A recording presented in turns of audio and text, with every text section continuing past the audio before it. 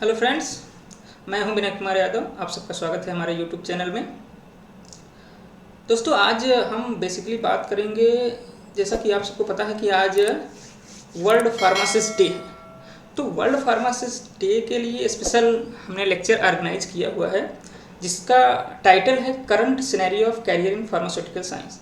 तो बेसिकली इस current scenario of pharmaceutical science के बारे में आज हम लोग बात करेंगे, जिसमें हमारे पास स्पेशल गेस्ट लेक्चरर हैं इसके बारे में बात करने के लिए, जो कि अपने अपने रिस्पेक्टिव फील्ड से उसके बारे में एक्सपीरियंस शेयर करेंगे। जैसा कि हमारे साथ अजय कुमार, धीरेन्द्र कुमार मिश्रा, गौरव मिश्रा, सुधीर कुमार और मैं खुद। तो दोस्तों, हम लोग बेसिकली बात करेंगे, जैसा कि आप सबको पता है, आप सब फार्मेसी जब पढ़ते हैं तो फार्मेसी के स्कोप के बारे में पढ़ते हैं। ढेर सारे स्कोप है फार्मेसी के। तो बस इन सब स्कोप में एग्जैक्ट में क्या सिनेरियो इस समय चल रहा है। अगर आप मार्केटिंग की बात करें तो उसमें क्या चल रहा है, अगर आप फार्मास्यूटिकल इंडस्ट्री की बात करें तो उसमें क्या चल रहा है, अगर आप गवर्नमेंट जॉब के बारे में देखें फार्मेसी फील्ड में तो उसमें क्या चल रहा है, अगर आप अपना खुद का मेडिकल स्टोर डालना चाहते हैं तो उसका क्या सीन है, क्या चल रहा है, इसमें कैसे कर सकते हैं। ठीक है। अगर आप फार्मेसी की फील्ड में हायर एजुकेशन के बारे में जानना चाहते हैं या हायर आगे की पढ़ाई करना चाहते हैं तो उसका क्या सीन है, इस समय कैसे कर सकते हैं आप, उसमें क्या क्या हर्डल्स आते हैं, क्या क्या स्ट्रगल्स आते हैं, कैसे आप उसको कंप्लीट कर सकते हैं, क्या उसके लिए ज़रूरतें होती हैं। तो इन सारी चीज़ों के बारे में बात करने के लिए ही इस वर्ल्ड फार्मासिस्ट डे के अवसर पर हमने ये टॉक जो है ऑर्गेनाइज किया हुआ है।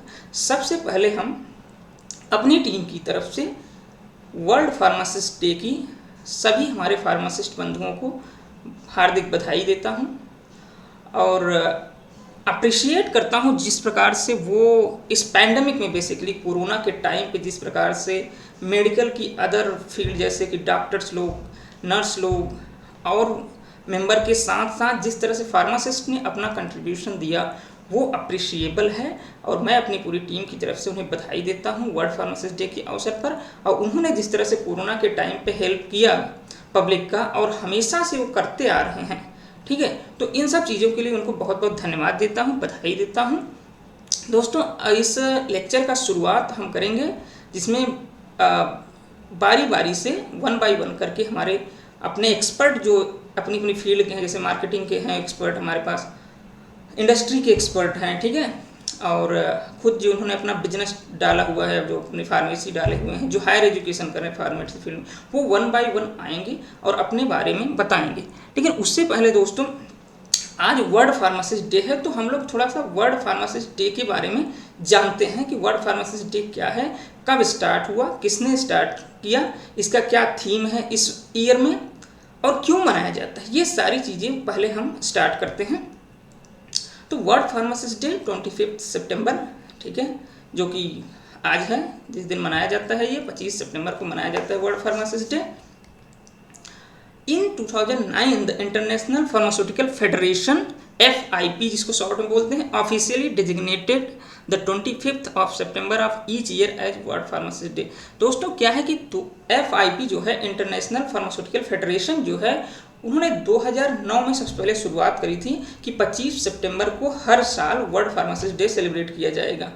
International pharmaceutical federation was established on this day in 1912। दोस्तों, क्या है कि 25 सितंबर ही क्यों सेलेक्ट किया गया फार्मासिस्ट डे के लिए, इसलिए क्योंकि इसी दिन 25 सितंबर को ही, 25 सितंबर को ही इंटरनेशनल फार्मास्यूटिकल फेडरेशन जो FIP है उसका इस्टेब्लिशमेंट इसी दिन हुआ था, इसीलिए 25 सितंबर को सेलेक्ट किया गया as a world pharmacist day, ठीक है। This year's theme is pharmacy always trusted for your health. दोस्तों, हर साल जो भी डे सेलिब्रेट किया जाता है, चाहे फार्मासिस्ट डे हो या और कोई डे हो, उसका एक थीम होता है, उसी थीम को लेकर के सेलिब्रेट किया जाता है, उसी थीम को, मतलब उसके बारे में अवेयरनेस किया जाता है। तो इस बार जो वर्ल्ड फार्मासिस्ट डे की थीम है वो क्या है,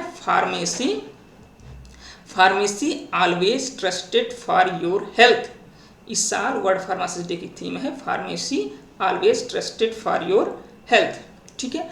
अब दोस्तों, इसका पर्पज क्या है, हम वर्ल्ड फार्मासिस्ट डे को क्यों सेलिब्रेट करते हैं, ठीक है। तो the purpose of world pharmacist day which was brought to life at the FIP council 2009 in Istanbul is to encourage activity that promote and advocate for the role of pharmacist in improving health in every corner of the world. दोस्तों इसका सीधा सा मतलब है कि जो हमारे pharmacist भाई बंधु हैं, जो हमारे फार्मेसी के स्टाफ हैं, वो पूरे वर्ल्ड में किस तरह से पब्लिक की सेवा कर रहे हैं, किस तरह से डिफरेंट डिफरेंट एरिया में, डिफरेंट डिफरेंट क्षेत्र में वो अपना योगदान दे रहे हैं, उनके इस योगदान को इनकरेज करने के लिए, क्योंकि वो बहुत बड़ा रोल प्ले करते हैं। ये आप कोरोना के टाइम पे देख चुके हैं।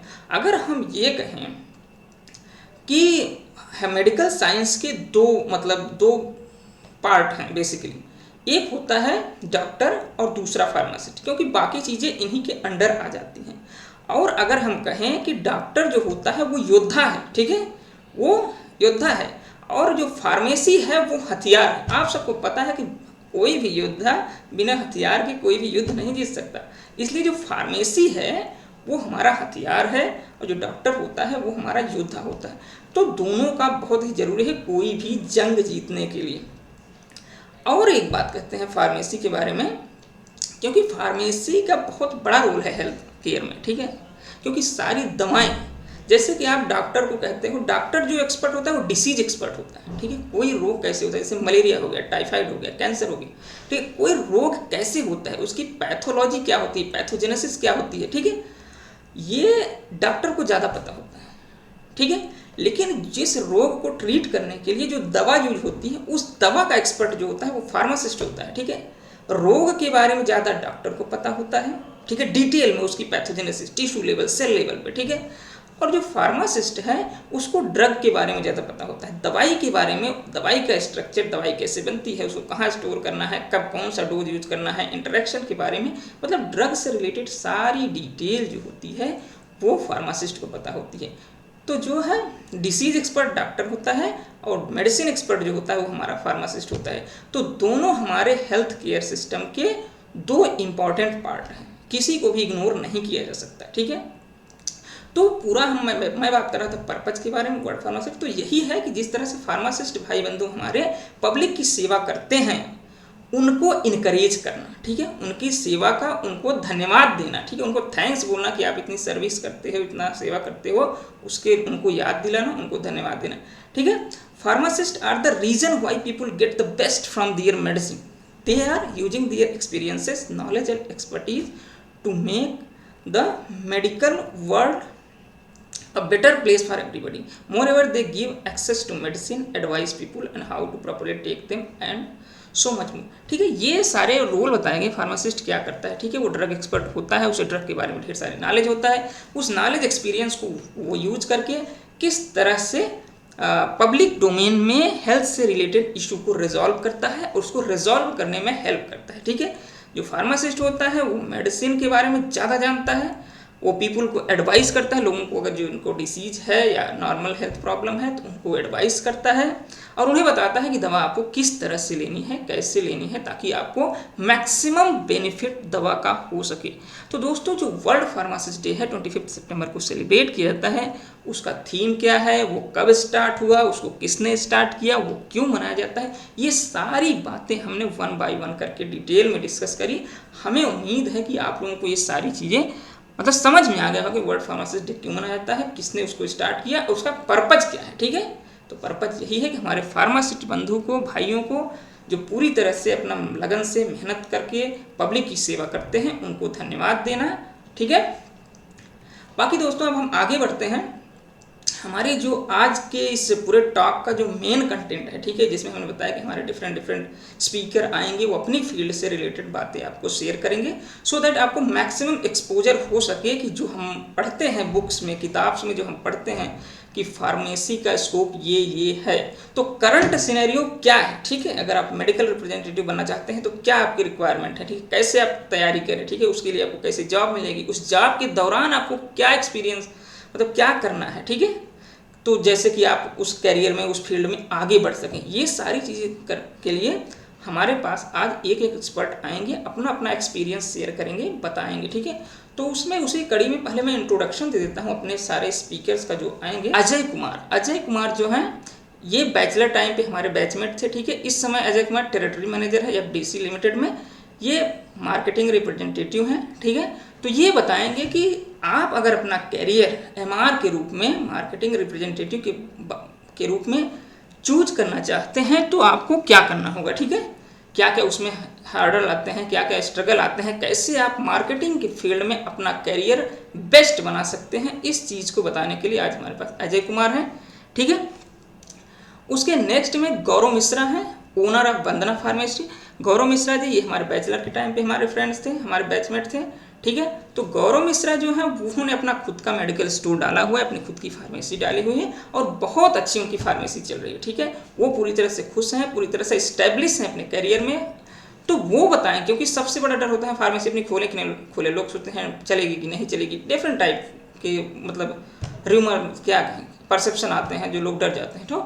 तो गौरव मिश्रा बताएंगे कि कैसे उन्होंने अपनी फार्मेसी स्टार्ट करी, क्या उसका प्रोसेस होता है और अपनी फार्मेसी ओपन करके कैसे सक्सेस हुआ जाता है, कैसे स्टेब्लिश किया जाता है, इसके बारे में आज गौरव मिश्रा बताएंगे। नेक्स्ट है सुधीर कुमार। सुधीर कुमार इस समय पीएचडी कर रहे हैं नाइपर हाजीपुर से सुधीर पीएचडी कर रहे हैं। सुधीर जी बताएंगे कि फार्मेसी के फील्ड में अगर आप हायर एजुकेशन के बारे में सोच रहे हैं, हायर एजुकेशन मतलब डी फार्मा किए, फिर बी फार्मा किया, आप एम फार्मा करना चाहते हैं, पीएचडी करना चाहते हैं, फार्म डी करना चाहते हैं, ठीक है, तो उसका क्या ट्रेवल पाथ होता है, आपको क्या क्या करना होगा, ठीक है, कौन कौन से एग्जाम क्लियर कर सकते हैं आप, ठीक है, और उसका क्या स्कोप है, अगर आप हायर एजुकेशन करते हैं तो उसका क्या बेनिफिट है, ये सारी चीज़ें सुधीर बताएंगे। उसके अगली कड़ी में हमारे पास है धीरेन्द्र मिश्रा। धीरेन्द्र मिश्रा इस समय जो है एल्केम लेबोरेटरी बद्दी, हिमाचल प्रदेश की एल्केम लेबोरेटरी में क्यूए ऑफिसर हैं, ठीक है, क्वालिटी कंट्रोल ऑफिसर हैं, ठीक है, बद्दी में एल्केम लेबोरेटरी में। ये बताएंगे कि फार्मास्यूटिकल इंडस्ट्री में अगर आप करियर अपना बिल्ड करना चाहते हैं तो आपको कैसे प्रिपरेशन करना होगा, कैसे इंटरव्यूज वगैरह होते हैं, क्या स्कोप है, कैसे कैसे आप उस फील्ड में आगे बढ़ सकते हैं, इस बारे में डिटेल में बताएंगे धीरेन्द्र मिश्रा, ठीक है। और ये तो मैं ही हूँ, विनय कुमार यादव। मैं विनय कुमार यादव इस टाइम में आईआईटी जोधपुर से पीएचडी कर रहा हूँ। दोस्तों मैं आप लोगों को बेसिकली बताऊंगा कि फार्मेसी फील्ड वैसे तो बहुत अच्छी ब्रांच है, ठीक है, फार्मेसी तो ऑलरेडी इज़ वेरी नाइस, ठीक है, और एक बहुत अच्छा कैरियर है इसमें। मैं सबको इनकरेज करूँगा कि जो बच्चे कर सकते हैं वो फार्मेसी करें, और मैं बेसिकली बात करूँगा कि फार्मेसी फील्ड को और बेटर कैसे बनाया जा सकता है। छोटी छोटी गलतियां जो हैं, जो होती हैं, छोटी छोटी बातें जिसका ध्यान रख के हम फार्मेसी फील्ड को ज़्यादा से ज़्यादा लोगों तक पहुंचा सकते हैं, उसके बेनिफिट्स को, और फार्मेसी फील्ड को और स्ट्रांग कैसे बना सकते हैं, ये बातें हम आपको बताएंगे, ठीक है। तो दोस्तों ये रहा हमारा इंट्रोडक्शन। अब हमारे एक एक जो स्पीकर हैं वो आके अपनी अपनी बात रखेंगे, ठीक है। Next. Hi friends, this is Subhanshu Yadav and first of all wish you a very happy World Pharmacist Day. So जैसे कि विनय ने बताया कि हम लोग यहाँ इकट्ठे हुए हैं इस फार्मासिस्ट डे के अवसर पे, जहाँ पे हम डिफरेंट एरिया में आपको जानकारी देंगे कि अगर आप फार्मेसी को as a career field choose करते हैं, चाहे आप बी फार्मा, डी फार्मा या एम फार्मा के बाद, तो अब आपके पास कौन कौन से कैरियर चॉइसेस होंगे, कौन से ऑप्शंस होंगे और उसमें अभी करंट सिनेरियो क्या चल रहा है। तो मैं आपको यहाँ पे थोड़ा फार्मेसी का इंट्रोडक्शन दूंगा, ओवरव्यू बताऊंगा, और फिर बात करेंगे कि ओवर जनरल आप कौन कौन से आपके लिए फील्ड्स हैं, आप कहाँ कहाँ एज अपना कैरियर ऑप्शन चूज कर सकते हैं और कौन सा आपके नेचर को या आपको कौन सा अच्छा लगे। तो पहले बात करते हैं कि फार्मेसी होता क्या है। सो प्रोफेशनल वर्ड में या फिर यूँ कहें कि टेक्निकल टर्म में फार्मेसी वो साइंस है जहाँ पे हम डील करते हैं प्रिपरेशन, डोजेज फॉर्म प्रिपरेशन या डोजेज डिस्पेंसिंग, और डोजेज डिस्पेंसिंग या फिर कोई भी सिंपली गाइडिंग और helping in the case of drug और मेडिसिन। तो मेडिसिन या ड्रग का चाहे उसका बनाना हो, उसका डिस्पेंसिंग हो, उसके इफेक्ट साइड इफेक्ट क्या होते हैं वो सब बताना हो, तो जो भी फार्मेसी या ड्रग से रिलेटेड चीज होती हैं तो उसको हम लोग कहते हैं फार्मेसी प्रोफेशन। अब फार्मासिस्ट क्या होता है? तो फार्मासिस्ट वो बंदा होता है या वो इंसान होता है जिसको एक सफिशिएंट नॉलेज हो फार्मेसी के बारे में। अगर आप देखते हैं इंडिया की कैसे फार्मेसी स्टार्ट हुई थी, तो जब देश आज़ाद हुआ था यार, you can say early 40s और 50s में, अगर आपके पास सफिशिएंट नॉलेज है और आप 5 साल या 6 साल से आप फार्मेसी चला रहे हैं तो आपको फार्मेसिस्ट का लाइसेंस मिल जाता था। धीरे धीरे समय के साथ फार्मेसिस्ट की डिफिनीशन और इसको आपको कैसे लाइसेंस मिलेगा ये इवॉल्व हुआ। अब अगर आपको फार्मेसिस्ट का लाइसेंस चाहिए तो आपको डिप्लोमा मतलब डिप्लोमा इन फार्मेसी और बैचलर इन फार्मेसी आपको करना होगा। उसके बाद आप अपने स्टेट काउंसिल में रजिस्टर कर सकते हैं एज ए फार्मासिस्ट के लिए। सो अगर इसकी डिफिनेशन की बात करें तो फार्मासिस्ट वो बंदा इसका सफिशिएंट नॉलेज हो फार्मेसी का या फिर फार्मेसी प्रैक्टिस का, और उसको ड्रग के बारे में सारी जानकारी, उसके इफेक्ट, साइड इफेक्ट, इंट्रैक्शंस, और कैसे वो फार्माकोडायनेमिक्स, फार्माकोकाइनेटिक्स कैसे इफेक्ट करता है, क्या साइड इफेक्ट है, ताकि वो डॉक्टर और पेशेंट को अच्छे से गाइड कर सके ड्रग्स के बारे में और यू कैन से मेडिसिन के बारे में। अब देखते हैं कि फार्मेसी जो होता है, फार्मेसी प्रोफेशन या फिर फार्मेसी की पढ़ाई, ये मेनली कंट्रोल होती है pharmacy council of India (PCI), जिसका हेडक्वार्टर दिल्ली में है। तो pharmacy council of India under pharmacy act 1948 के थ्रू फार्मेसी प्रोफेशन को कंट्रोल करती है। फ्रॉम डी फार्मा के कोर्सेज हो गए, या फिर बी फार्मा का डिजाइनिंग हो गया, या फिर फार्मेसी लाइसेंस प्रोवाइड करना, या फिर कोई भी इससे रिलेटेड इशू हो, और ड्रग के रिलेटेड सिटीज को बॉडी गवर्न करती है। तो दोनों साथ साथ फार्मेसी को रेगुलेट करने में और यू कैन से ड्रग और मेडिसिन को रेगुलेट करने में हेल्प करते हैं। तो अब बात करते हैं कि कोर्सेज क्या क्या अवेलेबल है इंडिया में फार्मेसी में। तो पहला है D pharm, that is diploma in pharmacy. ये 2 साल का कोर्स होता है, और इसमें मतलब 2 साल कोर्स वर्क और 1 साल या 6 महीने इंटर्नशिप होती है। तो ये आप क्लास 12 के बाद कर सकते हैं। कोई पॉलिटेक्निक एग्जाम या फिर स्टेट की बहुत सारी पॉलिटेक्निक एग्जाम्स होते हैं, उनको क्वालिफाई करके आप इसमें एडमिशन ले सकते हैं, डायरेक्ट ले सकते हैं। फिर आता है बैचलर ऑफ फार्मेसी। ये 4 साल का कोर्स होता है। इसको आप क्लास 12 के बाद ऑप्ट कर सकते हैं लेने के लिए, और इसमें कोई ऐसा रिस्ट्रिक्शन नहीं है कि आपको बायोलॉजी से होना पड़ेगा। अगर आप मैथ से भी हैं या बायोलॉजी मैथ दोनों से हैं तभी भी आप डी फार्मा कर सकते हैं। तो इन दोनों का बेसिक डिफरेंस ये है कि जो डी फार्मा कोर्स है वो एज ए क्लिनिकल स्ट्रक्चर या हॉस्पिटल फार्मेसी के उससे बनाया गया, स्ट्रक्चर किया गया, तो आपको उससे उस रिलेटेड चीज़ें सीखने को ज़्यादा मिलेंगी। और बी फार्मा कोर्स जो है ये वो मेनली इंडस्ट्री के लिए डिज़ाइन किया गया है कि अगर आपको इंडस्ट्री में जाना है तो आपके लिए बी फार्मा सही रहेगा। और आपको दोनों कंप्लीट करने के बाद, चाहे आप बी फार्मा करें चाहे डी फार्मा करें, आपको अपने स्टेट काउंसिल में रजिस्टर करना पड़ेगा फॉर द रजिस्टर्ड फार्मासिस्ट को लिए, तब आपको रजिस्टर्ड फार्मासिस्ट का लाइसेंस मिलेगा। फिर आता है M pharma, master in pharmacy. तो एम फार्मा करने के लिए आपको बी फार्मा कंप्लीट होना पड़ेगा, मतलब बैचलर डिग्री होनी पड़ेगी, तब आप एम फार्मा कर सकते हैं। ये भी 2 साल का होता है। इसमें भी आप कई सारे स्पेशलाइजेशन कर सकते हैं, जैसे फार्मास्यूटिक्स में अगर आपको जाना हो, जहाँ पे ड्रग के मतलब सूटिक्स इन द सेंस उसका डिसोल्यूशन वो कैसे डिजोल्व होती है, कैसे बनती है, उस सब चीज़ों से होता है। आप फार्माकोलॉजी में जा सकते हैं, वहाँ पे आपका जहाँ पे आप फिजिकल प्रॉपर्टीज दिखते हैं ड्रग की, फार्माकोलॉजी में आप उसकी बायोलॉजिकल प्रॉपर्टीज देखेंगे कि वो कैसे इफेक्ट करता है, कैसे मैकेनिज्म ऑफ एक्शन क्या है, उस पर बॉडी की रिएक्शन क्या होती है, ऐसे क्लिनिकल प्रैक्टिस। उसके बाद ऐसे कई सारे इसके स्पेशलाइजेशन हैं। आप फिर मेडिसिनल केमिस्ट्री में भी जा सकते हैं, जहाँ उसकी सिंथेसिस में आप डील करेंगे। फिर आता है फार्म डी। फार्म डी जो होता है ये 5 ईयर कोर्स है। तो इसको अगर आप बी फार्मा के बात करते हैं तो ये शायद 3 साल का कोर्स होता है, और अगर आप ग्रेजुएशन की बात करते हैं तो ये 5 साल का कोर्स होता है। तो इसमें आप ये डॉक्टर लेवल का कोर्स है। तो ये भी मेनली क्लिनिकल फार्मेसी के हिसाब से डिज़ाइन किया गया है कि अगर फ्यूचर में अगर कोई फार्मेसिस्ट क्लिनिक खोलना चाहे तो वो उसके लिए फार्म डी कोर्स सही है। उसके बाद आता है पीएचडी इन फार्मास्यूटिकल साइंसेस। अगर आप बी फार्मा कर लिए, फार्मा मास्टर्स डिग्री कर लिए, तो आप पीएचडी के लिए अप्लाई कर सकते हैं। तो बहुत से ऐसे इंस्टीट्यूट है जहाँ पे डुअल डिग्री कोर्स देता है, आपके मास्टर्स और पीएचडी वो साथ साथ कराते हैं। जैसे शायद बीएचयू में भी होता है, और 1-2 शायद दिल्ली में भी 2 इंस्टीट्यूट है। तो ये आप पीएचडी कर सकते हैं। पीएचडी के लिए आप नेट, जीआरएफ, गेट, डीबीटी, बहुत सारे फंडिंग इंस्टीट्यूशंस हैं, उनका एग्जाम क्वालिफाई करके आप पीएचडी के लिए कर सकते हैं। और हाँ, रिसेंटली अभी एक नया कोर्स आया है, बी फार्मा फार्मेसी प्रैक्टिस। तो ये जो डी फार्मा और बी फार्मा के गैप के लिए था, उसके लिए है। तो इसमें मेनली अगर आप डी फार्म है और आपके पास 4 साल का एक्सपीरियंस है, तो आप डायरेक्ट आपका जो बी फार्मा फार्मेसी प्रैक्टिस होगा वो 2 साल का कोर्स होगा। और अगर आप इंटर के बाद आते हैं, मतलब क्लास 12 के बाद आते हैं, तो आपका ये 4 साल का कोर्स होगा, जिसमें आपको फार्मेसी प्रैक्टिस में आपको स्पेशलाइजेशन दी जाएगी कि मतलब आप कैसे ड्रग फार्माकोविजिलेंस के बारे में ज़्यादा, मतलब ये समझिए फार्म डी का ये ग्रेजुएशन लेवल है बी फार्मा फार्मेसी प्रैक्टिस। तो इसमें आपको फार्माकोविजिलेंस और उन सब के बारे में, ड्रग इंट्रैक्शन के बारे में कुछ ज़्यादा डिटेलिंग में कोर्स उसके लिए डिज़ाइन किया गया है।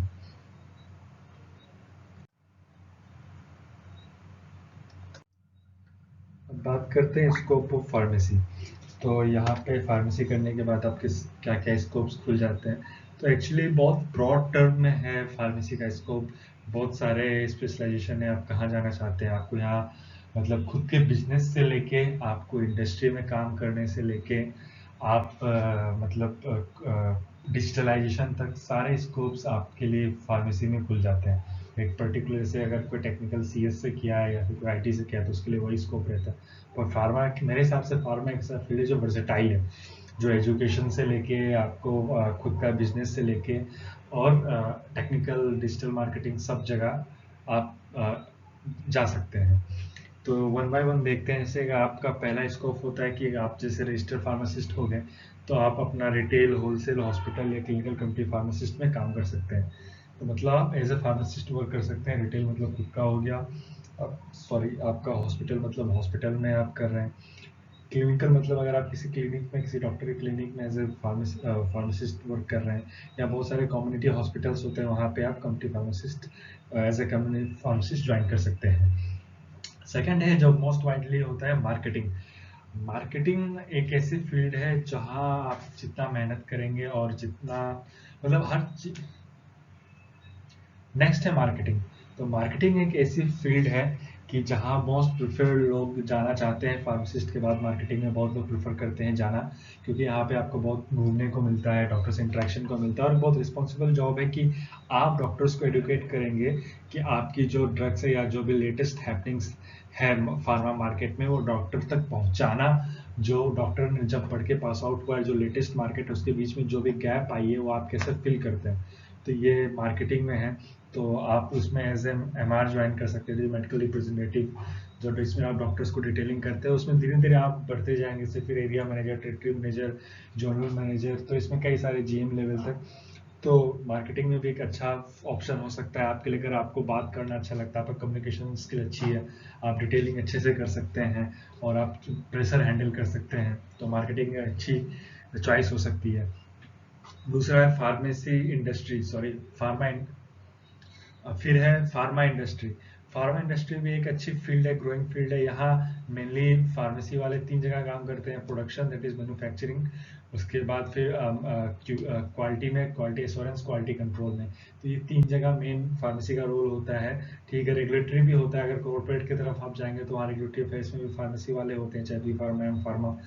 तो इसमें क्यूसी क्यूए में क्या डिफरेंस होता है, जो क्वालिटी कंट्रोल होता है, जो लैब टेस्टिंग करते हैं वो क्यूसी वाले करते हैं। जैसे आपको कोई सैंपल दिया गया तो आपका उसका फॉर एग्जांपल उसका डीजो करना है तो वो क्यूसी वाले करेंगे। अब डीजो का जो रिपोर्ट आया है वो सही है कि नहीं, उसका जो बैच बन रहा है सही है कि नहीं, वो क्वालिटी एश्योरेंस वाला करते हैं। मतलब वो क्वालिटी एश्योर करते हैं कि जो बन रहा है प्रीवियस बैच का या सारे बैच का क्वालिटी सेम रहे।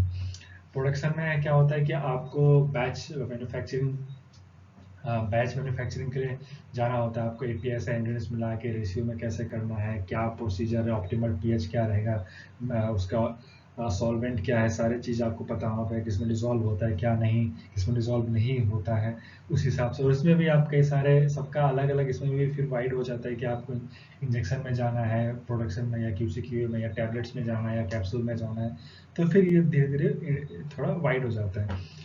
फिर आप ऐसे कंसल्टेंट भी वर्क कर सकते हैं कि आप गाइड कर सकते हैं कि क्या अच्छा चल रहा है, क्या नहीं चल रहा है, कैसे और बेहतर कर सकते हैं। और मैन्युफैक्चरिंग मतलब प्रोडक्शन का है, मैं आपको बता दिया। फिर आता है आर एन डी में। आर एन डी में आप बी फार्मा के बाद ज्वाइन नहीं कर सकते, कोई भी शायद नहीं लेता है। अगर आपको आर एन डी में आना है तो आपको मिनिमम क्वालिफिकेशन एम फार्मा हो या पीएचडी हो, तो तभी ज़्यादातर आर एन डी में लोग प्रीफर करते हैं। तो आप आर.एन.डी में रिसर्च साइंटिस्ट ज्वाइन कर सकते हैं, जूनियर रिसर्च फेलो DGRF और senior research fellow SRF join कर सकते हैं, फार्माकोविजिलेंस में जा सकते हैं। तो क्लिनिकल ट्रायल्स ये भी अलग, उसके बाद रिसर्च एसोसिएट DRDO में आप जा सकते हैं। तो यहाँ पे आपको लैब में नई डिस्कवरी करना होगा या जो पुराने प्रोसेस है उसको ऑप्टिमाइज करना होगा, जैसे कि किसी ड्रग का यील्ड फॉर एग्जांपल उस रिएक्शन से और 90% है तो आप कैसे यील्ड 95% कर सकते हैं, या कोई उस पर कैसे अगर किसी एक साइड इफेक्ट आ रहा है किसी एक मॉलिक्यूल्स के तो कैसे जोड़ सकते हैं ग्रीन केमिस्ट्री। तो ये भी एक वाइड स्कोप है R&D भी। और आजकल ज़्यादातर R&D वाले जो केमिस्ट्री वाले बंदे होते हैं वो ज़्यादा प्रीफर करते हैं R&D केमिस्ट्री और सूटिक्स वाले एज कम्पेयर टू इकोलॉजी। ठीक है। फिर अगर बात करें गवर्नमेंट जॉब्स में तो ज़्यादातर गवर्नमेंट जॉब एक तो आप एज ए फार्मासिस्ट किसी गवर्नमेंट हॉस्पिटल में ज्वाइन कर सकते हैं जब वैकेंसी आए। और दूसरी सबसे ज़्यादा जो इसमें बात करते हैं फार्मेसी फील्ड में वो ड्रग इंस्पेक्टर का होता है, दैट इज DI। तो हर स्टेट के अपने अपने क्राइटेरिया होते हैं DI के, किसी को एक्सपीरियंस मांगते हैं कोई एक्सपीरियंस नहीं मांगते हैं, तो आप डिपेंड करता है आप कौन सी स्टेट के हैं। तो ड्रग इंस्पेक्टर उस पूरे डिस्ट्रिक्ट का इंचार्ज होता है, वो वहाँ पे जितनी भी फार्मेसी रिलेटेड एक्टिविटीज़ हो रही होती हैं वो उसको टेक केयर करना होता है। फिर ड्रग इंस्पेक्टर, ड्रग एनालिस्ट, आप किसी जो लैब होती हैं गवर्नमेंट लैब होती है वहाँ पे आप drug analyst as a job कर सकते हो। वो भी सिमिलर टू QC होता है कि आपको जो वहाँ पे सैंपल्स आएंगे उनका एनालिसिस करना पड़ेगा। ठीक है। फिर आप साइंटिफिक असिस्टेंट हो सकते हैं, केमिस्ट, बोटनिस्ट, फार्मेसी इंस्पेक्टर जो DI हो गया। फिर फार्मेसी चीफ फार्मासिस्ट, धीरे धीरे आप जैसे उसमें आगे जाते रहेंगे आप धीरे धीरे आपका प्रमोशन होता रहेगा, फिर आप फार्मासिस्ट से चीफ फार्मासिस्ट हो जाएंगे। फिर इंटरप्रेन्योर्स या फिर सेल्फ इंटरप्रेन्योरशिप की, तो इसमें आपका मेनली 2-3 होते हैं। एक होते हैं रिटेल फार्मेसी आप डाल सकते हैं या होलसेल फार्मेसी डाल सकते हैं, या आप किसी फ्रेंचाइजी का लेके आप अपना एरिया में सेल करा सकते हैं, इसको PCD भी बोलते हैं। और एक होता है कि आप खुद का अपना मैन्युफैक्चरिंग करा सकते हैं थर्ड पार्टी से या फिर किसी कॉन्ट्रैक्ट मैन्युफैक्चरर से। रिटेल फार्मेसी आपको पता है कि कहीं भी अगर आप अपना जो फार्मेसी खोलते हैं हॉस्पिटल के सामने या फिर किसी क्राउडेड प्लेस में या बाजार में, तो रिटेल फार्मेसी हो गया। होलसेल फार्मेसी आप के लिए मतलब नेसेसरी नहीं कि आपको भी फार्मा होना पड़ेगा। अगर आप क्लास 12 पास है BSc और आपके पास 3-4 साल का एक्सपीरियंस है तभी भी आप होलसेल फार्मेसी खोल सकते हैं। पर रिटेल के लिए आपको लाइसेंस होना जरूरी है। अगर आपके पास लाइसेंस नहीं है तो आप किसी फार्मासिस्ट को हायर कर सकते हैं। और फिर बात करते हैं PCD में। PCD में क्या होता है, जो बहुत सी बड़ी कंपनियां होती हैं वो अपना खुद का मैन्युफैक्चरिंग कराती है। फॉर एग्जांपल अगर X कंपनी है, उसके जो मालिक उनके पास काफ़ी पैसा है तो वो अपना कुछ बड़े में 400-500 बॉक्स हर एक कैटेगरी का बना के रख लेंगे। फिर अब वो अपना फ्रेंचाइजी, जैसे कि आप कोई भी फ्रेंचाइजी लीजिए, टाटा का हो गया, ऑटो का हो गया, जूते के लिए बाटा का हो गया, वैसे सेम यहाँ भी होता है। वो मैन्युफैक्चरिंग करके आपको देंगे और आपको अपने एरिया में मार्केटिंग करना होगा। तो या इसके लिए आपको 3,000-4,000 से लेके भी आप शुरुआत कर सकते हैं। ये होता है PCD मॉडल। फिर आता है थर्ड पार्टी मैन्युफैक्चरिंग। इसमें क्या होता है कि आप अपना खुद की मैन्युफैक्चरिंग करा सकते हैं किसी को एज ए कॉन्ट्रैक्ट मैन्युफैक्चर या थर्ड पार्टी मैन्युफैक्चरर से। इसमें क्या होता है कि जो मार्केटेड बाय एड्रेस होगा वो आपकी कंपनी का होगा। इसमें दिक्कत यह है कि आपको इसमें थोड़ा लागत ज़्यादा लगेगी, आपको थोड़ा इन्वेस्टमेंट ज़्यादा करना पड़ेगा एज कम्पेयर टू PCD, पर इसका आपका कंट्रोल भी इसके ऊपर आप रहेगा। तो आप थर्ड पार्टी मैन्युफैक्चरिंग करा के खुद की PCD कंपनी भी खोल सकते हैं। तो अब आते हैं रेगुलेटरी अफेयर्स में। तो रेगुलेटरी अफेयर्स जो RA होता है ये भी लगभग हर फार्मा इंडस्ट्री में होता है, जहाँ आपका काम होता है कि जो रेगुलेटरी गाइडलाइंस है, चाहे यूरोपियन है, चाहे इंडियन फार्माकोपिया हो गया, WHO FDA हो गया, तो वो कंप्लाइन कर रही है कि नहीं। अगर कोई नया प्रोजेक्ट आता है, आपका कोई नया मॉलिक्यूल बन रहा है, तो अकॉर्डिंग टू गाइडलाइंस बन रहा है कि नहीं बन रहा है। अगर आपको कोई मॉलिक्यूल एक्सपोर्ट हो रहा है तो जिस कंट्री में एक्सपोर्ट हो रहा है वहाँ के गाइडलाइंस फॉलो कर रहा है कि नहीं कर रहा है, तो वो सब आपको देखना होता है। तो ये भी एक अच्छा स्कोप है और इसमें आपको इंटरनेशनल टूर और बाहर फॉरेन कंपनीज में भी ज्वाइन करने का, अगर आपके पास इंडियन में कंपनी में 5-6 साल का एक्सपीरियंस है तो आपको काफ़ी अपॉर्चुनिटीज़ मिलती हैं। तो रेगुलेटरी और R&D अगर आप फॉरेन के लिए सोच रहे हैं तो ये अच्छा स्कोप है अगर आप बाहर जाना चाहते हैं तो। क्लिनिकल ट्रायल्स का भी स्कोप काफ़ी इंडिया में आ रहा है, अभी उतना नहीं पर फिर भी है, जहाँ पे आप as a clinical research associate काम कर सकते हैं, सीनियर क्लिनिकल रिसर्च एसोसिएट काम कर सकते हैं, या फिर प्रोजेक्ट मैनेजर। यहाँ पे क्या होता है, जो क्लिनिकल ट्रायल्स चल रहे होते हैं उनको आपको टेक केयर करना होता है। फिर उनको आपको देखना होता है कि जो प्रोसीजर है वो ठीक से फॉलो हो रहा है कि नहीं हो रहा है, जो रिपोर्ट्स है वो सही से हो रही नहीं कि नहीं। रिपोर्ट आपको बनाना होता है, पेशेंट का फीडबैक लेना होता है, डेटा एंट्री करना होता है, तो ये सब आपका काम होता है। तो ये भी अच्छा जॉब है इंडिया में। इसका फॉरेन में, US में, यूरोप में काफ़ी बूम है, तो उसके लिए भी आप ट्राई कर सकते हैं। और फार्माको विजिलेंस अभी इंडिया में धीरे धीरे बढ़ रहा है, तो जैसे जैसे और क्लिनिकल ट्रायल्स आएंगे, जैसे आपने कोविड में अभी देखा होगा कि काफ़ी क्लिनिकल ट्रायल्स आ रहे हैं जो इंडिया और इंडिया के बाहर हो रहे हैं, तो ये भी एक अच्छा स्कोप है। उसके बाद आते हैं एकेडमिक्स में। तो एकेडमिक्स में कि अगर जैसे आप डिप्लोमा को पढ़ाना चाहते हैं, अगर आप ग्रेजुएट है तो आप D.Pharm को पढ़ा सकते हैं, अगर आप मास्टर्स हैं तो आप M.Pharm को पढ़ा सकते हैं, अगर आप PhD होल्डर है तो आप M.Pharm को पढ़ा सकते हैं, मतलब M.Pharm है तो सॉरी B.Pharm को पढ़ा सकते हैं। और आप PhD का फॉर्म को बढ़ा सकते हैं। तो इसके लिए आपको अगर नेट क्वालिफाई करते हैं तो आपको लेक्चरशिप मिल जाती है। लेक्चरशिप से आप गवर्नमेंट कॉलेज भी ज्वाइन कर सकते हैं और आप प्राइवेट कॉलेज भी अपने फार्मा या फिर बी फार्मा के बेसिस पे ज्वाइन कर सकते हैं। तो इसमें भी स्कोप है। तो इसमें आप धीरे धीरे से असिस्टेंट प्रोफेसर हुए, फिर प्रोफेसर हुए, फिर आप प्रिंसिपल डायरेक्टर के पद तक जा सकते हैं। तो एक ही ओवरऑल स्कोप ऑफ फार्मेसी था कि आप कहाँ कहाँ जा सकते हैं। होप आपको पसंद आया। इसमें एक चीज़ मैं ये भी कवर करना चाहूँगा कि आप न्यूज़ में भी जा सकते हैं। जैसे कि बहुत सी मैगजीन्स होती है, फार्मा मैगजीन्स होती है, या फिर जो बहुत से न्यूज़पेपर इसमें फार्मा एडिटोरियल्स होता है, तो वो भी हायर करते हैं। तो आप वहाँ भी अपना स्कोप देख सकते हैं। आप एज ए ब्लॉगर बन सकते हैं। आप फार्मेसी के बारे में इंटरनेट पे ब्लॉगिंग अपनी वेबसाइट डाल सकते हैं हेल्थ का पर आपको उसके बारे में पहले नॉलेज होना पड़ेगा। तो आप एज ए ब्लॉगर बन सकते हैं। उसके बाद आप डिजिटल मार्केटिंग शुरू कर सकते हैं। आप ऑनलाइन फार्मेसी शुरू कर सकते हैं जो आजकल नया आ रहा है। तो ये सब भी काफ़ी डिमांड में है आजकल। ऑनलाइन फार्मेसी भी जैसे नेटमेड हो गया या फिर फार्मेसी हो गया, यहाँ पे आप as a online pharmacist join कर सकते हैं। तो ये भी एक स्कोप है। तो thank you and again wish U a very happy world pharmacist day. All the best.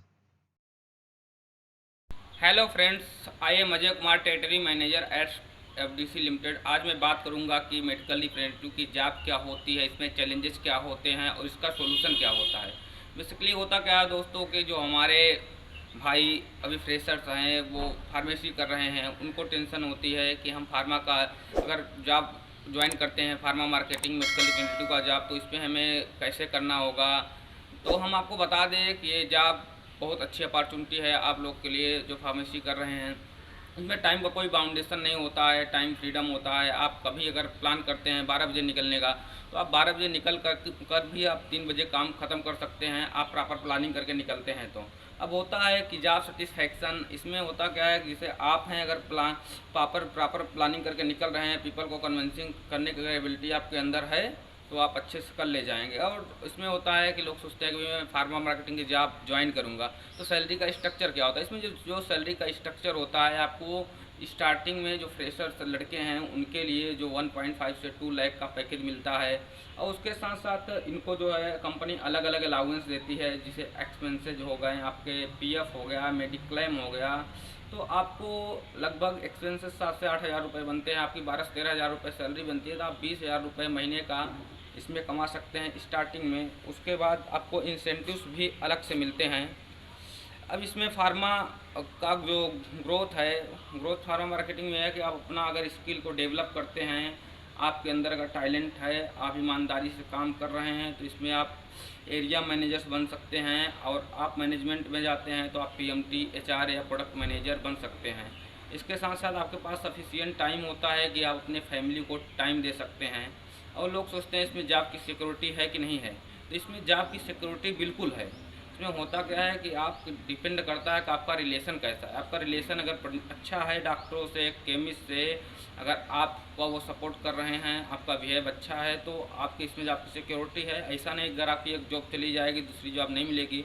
Pharma marketing में इतनी कंपनियां वर्क करती हैं, लोग सोचते हैं कि मैं अगर आप अपने लोकल में काम करना चाहते हैं, आप जिस डिस्ट्रिक्ट से हैं आप उसमें फार्मा मार्केटिंग में जॉब कर सकते हैं। अगर बाय द वे अगर आप कहीं और दूसरे स्टेट में या दूसरे डिस्ट्रिक्ट में ज्वाइन करते हैं तो यहाँ पर जो है ट्रांसफ़र हो जाता है। जैसे वैकेंसी आपके डिस्ट्रिक्ट में आती है आप ट्रांसफ़र लेके जा सकते हैं।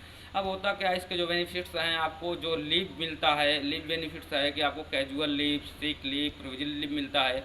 उसके साथ साथ कंपनी जो आपको फॉरेन ट्रिप देती है, इंसेंटिव तो देती है, उसके साथ आपको फॉरेन ट्रिप के साथ साथ आपको जो है आपका जो ट्रेनिंग होता है 5 स्टार होटल में करवाती है। आपका जो मीटिंग होता है 5 स्टार होटल में होता है, जो कि आम आदमी या दूसरे प्रोफेशन में अपने पैसे से इस जॉब को जो यहाँ पर आप नहीं जा सकते हैं। क्योंकि आप सोचेंगे कि मैं जाऊंगा 5 स्टार होटल में, 10 से 20 हज़ार रुपये, 50 हज़ार रुपये खर्चे हो जाएंगे, तो वो जो खर्चा है वो कंपनी पे करती है। इसके साथ जो फ्रेशर्स मेरे भाई हैं वो सोचते हैं कि मैं जाऊंगा तो डॉक्टर से कैसे हैंडल करूंगा, केमिस्ट से कैसे हैंडल करूंगा, या स्टॉकिस्ट को कैसे हैंडल करूंगा। थोड़ा सा स्टार्टिंग स्ट्रगल होता है। जो स्टॉकिस्ट होता है वो आपका सपोर्ट नहीं करता है, आपको परेशान करता है, क्योंकि आप नहीं रहते हैं। तो आप जो है स्टॉकिस्ट से आप थोड़ा रिलेशन बनाएंगे, उसके पास जब जाएंगे 1-2 महीने तो आपका रिलेशन अच्छा हो जाएगा। उसके साथ साथ जो उसका डिलीवरी बॉय है, आप उसके टच में रहिए, उससे बातचीत कीजिए, और बातचीत करते करते उसके साथ चाय पर आप पीजिए, मोबाइल नंबर उसका लीजिए, आपका रिलेशन अच्छा हो जाएगा। डिलीवरी बॉय खुद ही गुड्स को डिलीवर कर देता है। जो केमिस्ट होते हैं, आप केमिस्ट से अगर मिलते हैं, उनसे आप पोलाइटली बात करते हैं, उसके बाद आपका रिलेशन 1-2 महीने में डेवलप्ड हो जाता है, तो वो आपको बहुत अच्छा सपोर्ट करेंगे। अब लोग सोचते हैं कि हम डॉक्टर से मिलेंगे तो क्या बात करेंगे, कैसे करेंगे, तो जनरली क्या होता है कि आप भी फार्मेसी हैं, आप फ्रेशर्स हैं, तो जब डॉक्टर के पास जाएंगे, अपना जो कंपनी में डेकोरम बताया गया उसे आप मेंटेन करेंगे, डॉक्टर से आप बात करेंगे, आपको रेगुलर विजिट देंगे, तो डॉक्टर आपका फुल सपोर्ट करेगा।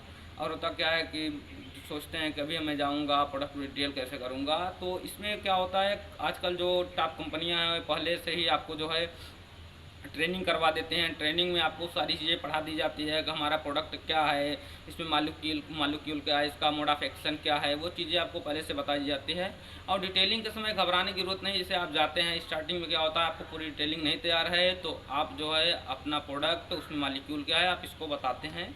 उसके बाद धीरे धीरे आपका जो यूनिक सेलिंग पॉइंट है, पंच लाइन है, वो चीज़ें आप तैयार कर लेंगे।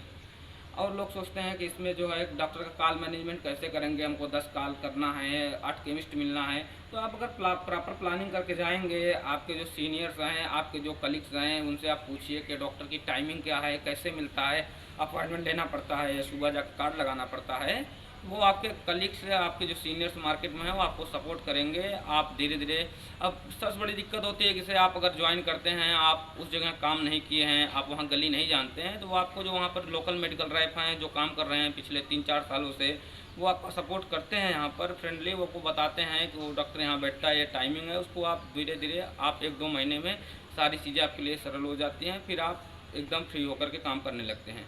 अब चैलेंजेस ये आता है कि आपका एबीएम आपको परेशान करता है, आपको प्रेशराइज करता है। तो दोस्तों, सेल्स की नौकरी में जो है प्रेशराइज तो करेंगे ही, लेकिन जब आपका एबीएम आपको प्रेशराइज करता है तो आप सेल नहीं करते हैं, इसलिए करता है। जो आपको प्रेशराइज करता है तो उससे आप टच में रहिए, उससे आप चीज़ें पूछिए कि सर इसको कैसे करना है। और दूसरी चीज़ ये होती है कि आप अगर किसी डॉक्टर के पास गए हैं तो उसको आप डिस्कशन करेंगे अपने एरिया मैनेजर से, सर हम गए थे प्रीवियस कॉल में, ये डॉक्टर से बात हुई है। वो डॉक्टर और आपका मैनेजर आपको सपोर्ट करेगा, टच में रहेंगे तो फ्रेंडली हो जाएगा, तो आपको प्रेशराइज नहीं करेगा। अब लोग सोचते हैं कि अभी हमको मैनेजर जो है डांटता है, वो इसलिए डांटता है कि अभी कोई डॉक्टर कन्वर्ट किया है, आप कुछ नहीं सप्लाई किए, तो इसलिए डांटता है। तो इसलिए मैं इसके पहले बता दिया था कि जो स्टॉकिस्ट का डिलीवरी बॉय है, अगर उससे आपका रिलेशन बहुत बढ़िया है तो वो आपको जो जा करके गुड्स सप्लाई कर देता है। और लोग एक अफवाह ये भी फैलाते हैं कि मार्केट में जाओगे ट्रेडिंग है, कटिंग है, अनइथिकल सेल है। तो ये होती है बेसिकली, बट जो है जो वर्किंग नहीं करते हैं, लेग वर्किंग, उनके लिए होती है। अभी आप जाएंगे मार्केट में तो घबराने की ज़रूरत नहीं है दोस्त। आप रेगुलर वर्किंग करेंगे, प्रॉपर वर्किंग करेंगे, आप कवरेज बना के रखेंगे, जो न्यू ब्रांड्स है उस पर आप काम करेंगे, आप जो है नॉलेज रखेंगे डॉक्टर का, टेरिटरी का, और प्रीवियस वर्क को आप एनालाइज करेंगे तो आप कर ले जाएंगे। और लास्ट में आता है कि जो फ्रेशर्स भाई मेरे मेडिकल रैप बनना चाहते हैं, वो सोचते हैं इतने फॉर्मेट्स आते हैं, मैंने कभी एक्सेल पे काम नहीं किया है। तो मैंने भी कभी एक्सेल पे काम नहीं किया था, मैंने कभी फॉर्मेट्स नहीं बनाया था, लेकिन जब मैं स्टार्टिंग में एक्सेल पे खोला तो कभी ओपन नहीं होता था, कभी ओपन होता था, इधर का उधर हो जाता था, हम टाइप करते थे, पॉइंट लगाते थे, पॉइंट हट जाता था। लेकिन बाद में जो है आप अपने मैनेजर से आप गाइड लीजिए, उससे पूछिए, उसके बाद आप रेगुलर प्रैक्टिस करेंगे तो आप इसके एक्सपर्ट हो जाएंगे। दोस्तों, और भी कोई जानकारी चाहिए हो तो आप हमसे कॉन्टेक्ट करिए। मैं pharmacist Ajay Kumar, territory manager sir FDC limited. मेरा मोबाइल नंबर है 9506123353। Thank you. Hello, myself Gaurav Mishra. Currently handling 2 medical store. पहला मेडिकल स्टोर जिला हॉस्पिटल के पास है और दूसरा medical store famous private hospital के पास है। इस प्रकार सरकारी और प्राइवेट हॉस्पिटल के पास मेडिकल स्टोर चलाने का नॉलेज है। अब बात करते हैं मेडिकल खोलने में क्या क्या इम्पोर्टेंस पॉइंट का ध्यान रखना चाहिए। पहला होता है लोकेशन। आप मेडिकल स्टोर कहाँ खोलना चाहते हैं, हॉस्पिटल के पास, चौराहा में, या फिर मार्केट में, या मार्केट के अंदर। अगर आप हॉस्पिटल के पास खोलना चाह रहे हैं तो किन किन बातों का ध्यान रखना चाहिए। फर्स्टली आपको विजिट करना पड़ेगा, इम्पोर्टेंस पॉइंट को नोट करना पड़ेगा, क्या क्या दवाई चल रही हैं करेंटली, क्या दवा नहीं चल रही हैं, उसके अनुसार आप मेडिकल स्टोर सेट कर सकते हैं। अगर आप दूसरे का देख के या बगल वाले मेडिकल स्टोर का देख के परचेजिंग कर लेते हैं या रेंज बना लेते हैं तो उसमें आपको एक्सपायरी होने का सबसे बड़ा खतरा रहता है, जिससे आपको बहुत बड़ा नुकसान होता है। इस प्रकार हमेशा ध्यान देना चाहिए हॉस्पिटल के पास खोलने का हॉस्पिटल में क्या क्या दवाइयाँ चल रही हैं उसका ध्यान से रखना चाहिए, उसके अनुसार मेडिकल स्टोर सेट करना चाहिए। अगर आप चौराहा या मार्केट के अंदर खोलना चाह रहे हैं तो आपको कंप्लीट रेंज की ज़रूरत पड़ती है। उसमें आपको जनरल, सर्जिकल और कंप्लीट रेंज के अनुसार आइटम गुड्स रखना पड़ता है। आप जब भी परचेजिंग करें या न्यू मेडिकल ओपन करें तो स्टॉक हमेशा थोड़ा थोड़ा स्टार्ट करें।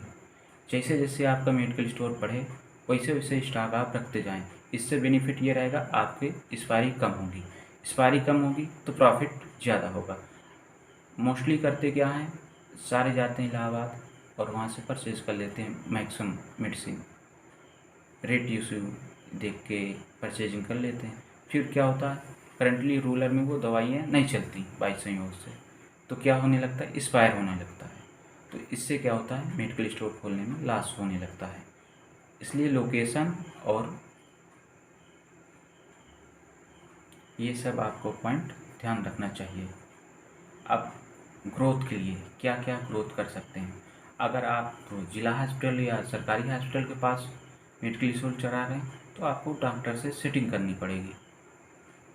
आपका प्रोडक्ट लिखा जाएगा तो उससे आपको प्रॉफिट हो सकता है। ये अगर आप रूरल या चौराहे या मार्केट में हैं तो आप डॉक्टर सेट कर सकते हैं, डॉक्टर को बिठा सकते हैं, उससे थ्रू आपको मार्जिन मिल जाएगा। या फिर आप छोटे छोटे जो डॉक्टर होते हैं उनको सेट कर सकते हैं एज मेडिसिन डिस्ट्रीब्यूशन के लिए।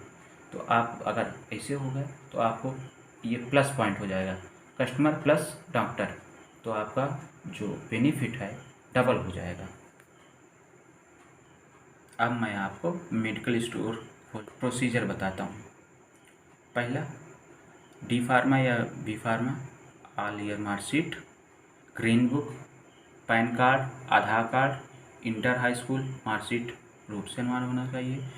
किराया नाम ही लगता है एग्रीमेंट के साथ स्टाम्प में, और उसके प्लस में ब्लूप्रिंट आपका स्ट्रक्चर लगता है, लोकेशन और फीस लगती है। इस प्रकार मेडिकल स्टोर ओपन हो जाता है।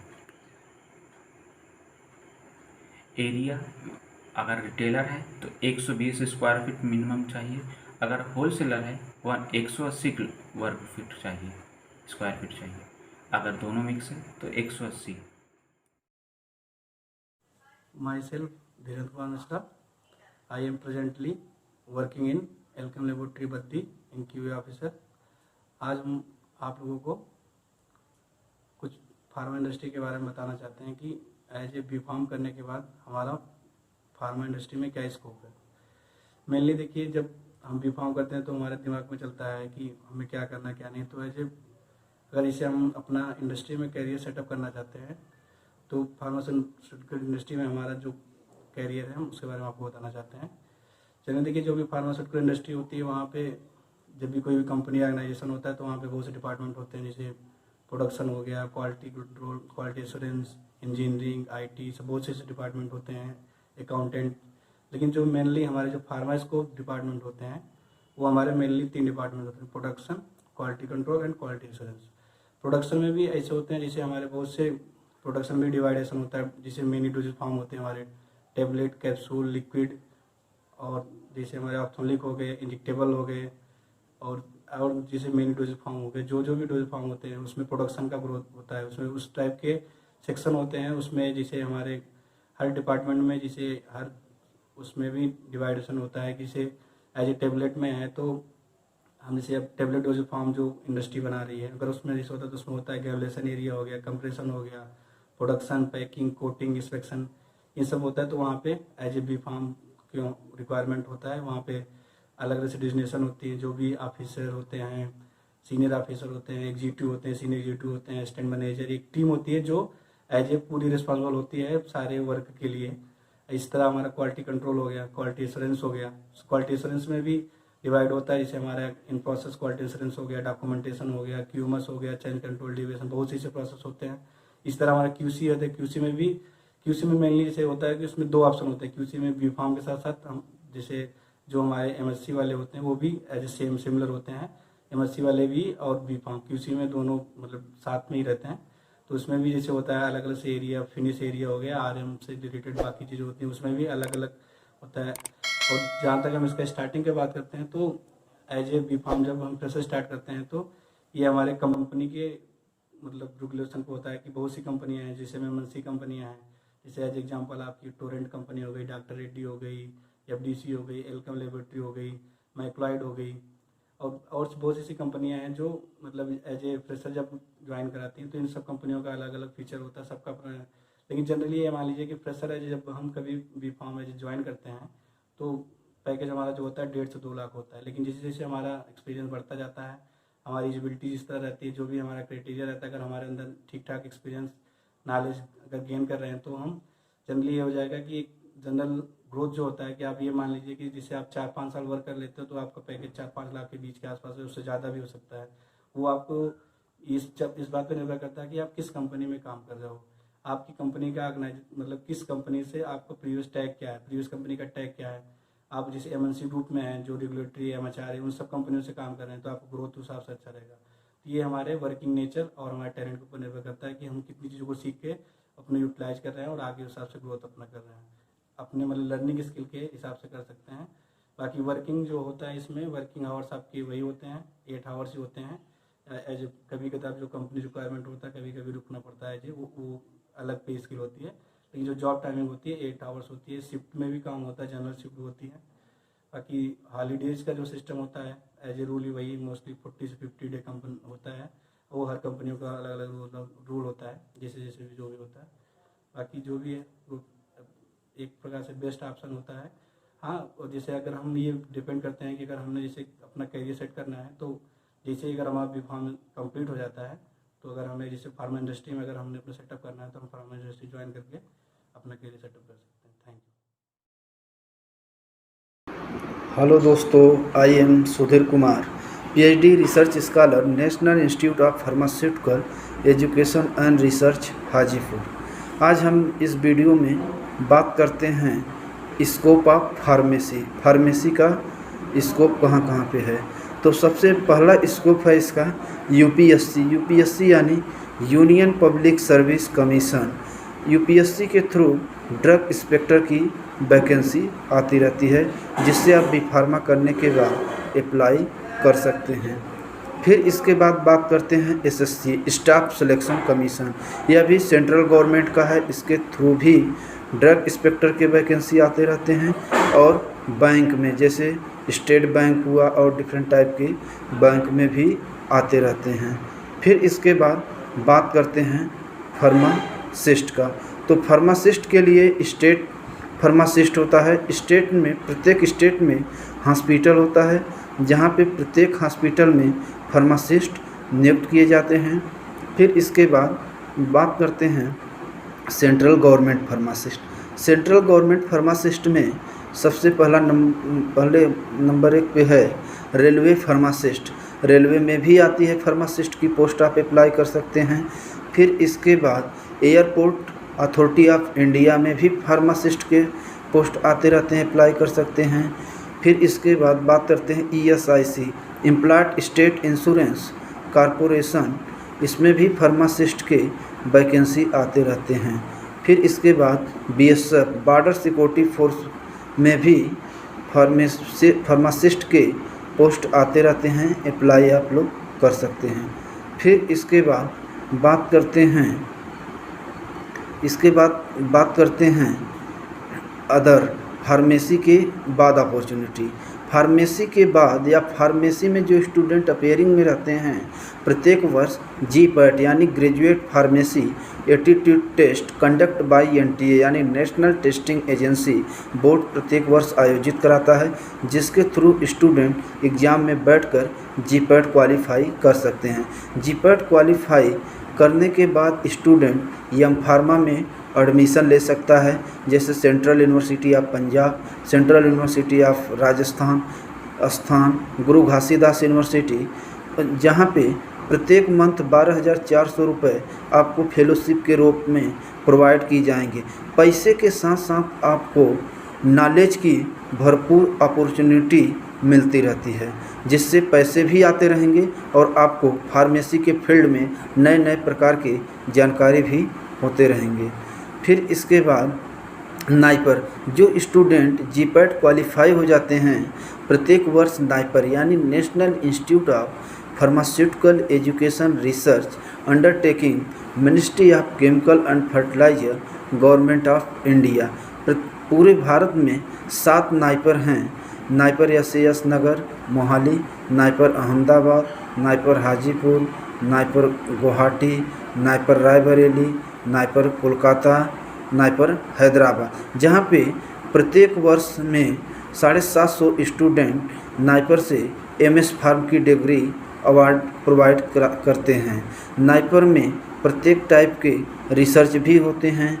जैसे जो स्टूडेंट नाइपर से कंप्लीट कर लेते हैं M.Pharm, उनको 4 to 5 lakh per year package मिलता है। इसके बाद आप PhD भी कर सकते हैं। PhD के लिए GATE graduate aptitude test in engineering यानी बायोटेक्नोलॉजी के लिए भी होता है, डिफरेंट फील्ड में भी होता है। इसके बाद CSIR UGC नेट भी होता है, JRF, जिसके थ्रू क्वालिफाई करके आप PhD में एडमिशन ले सकते हैं। ICMR Indian council of medical research autonomous body of ministry of health and family welfare, government of India का यह बॉडी होता है, जिसके थ्रू आप फेलोशिप क्वालिफाई करके PhD में एडमिशन ले सकते हैं। DBT JRF department of biotechnology, ministry of science and technology का पार्ट है यह एक प्रकार। इसके थ्रू आप क्वालिफाई करके फेलोशिप PhD में एडमिशन ले सकते हैं। तो डिफरेंट टाइप के अपॉर्चुनिटी है।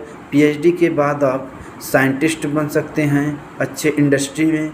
फिर इसके बाद आप यूनिवर्सिटी एंड अदर कॉलेजों में प्रोफेसर बन सकते हैं, असिस्टेंट प्रोफेसर, एसोसिएटेड प्रोफेसर बन सकते हैं।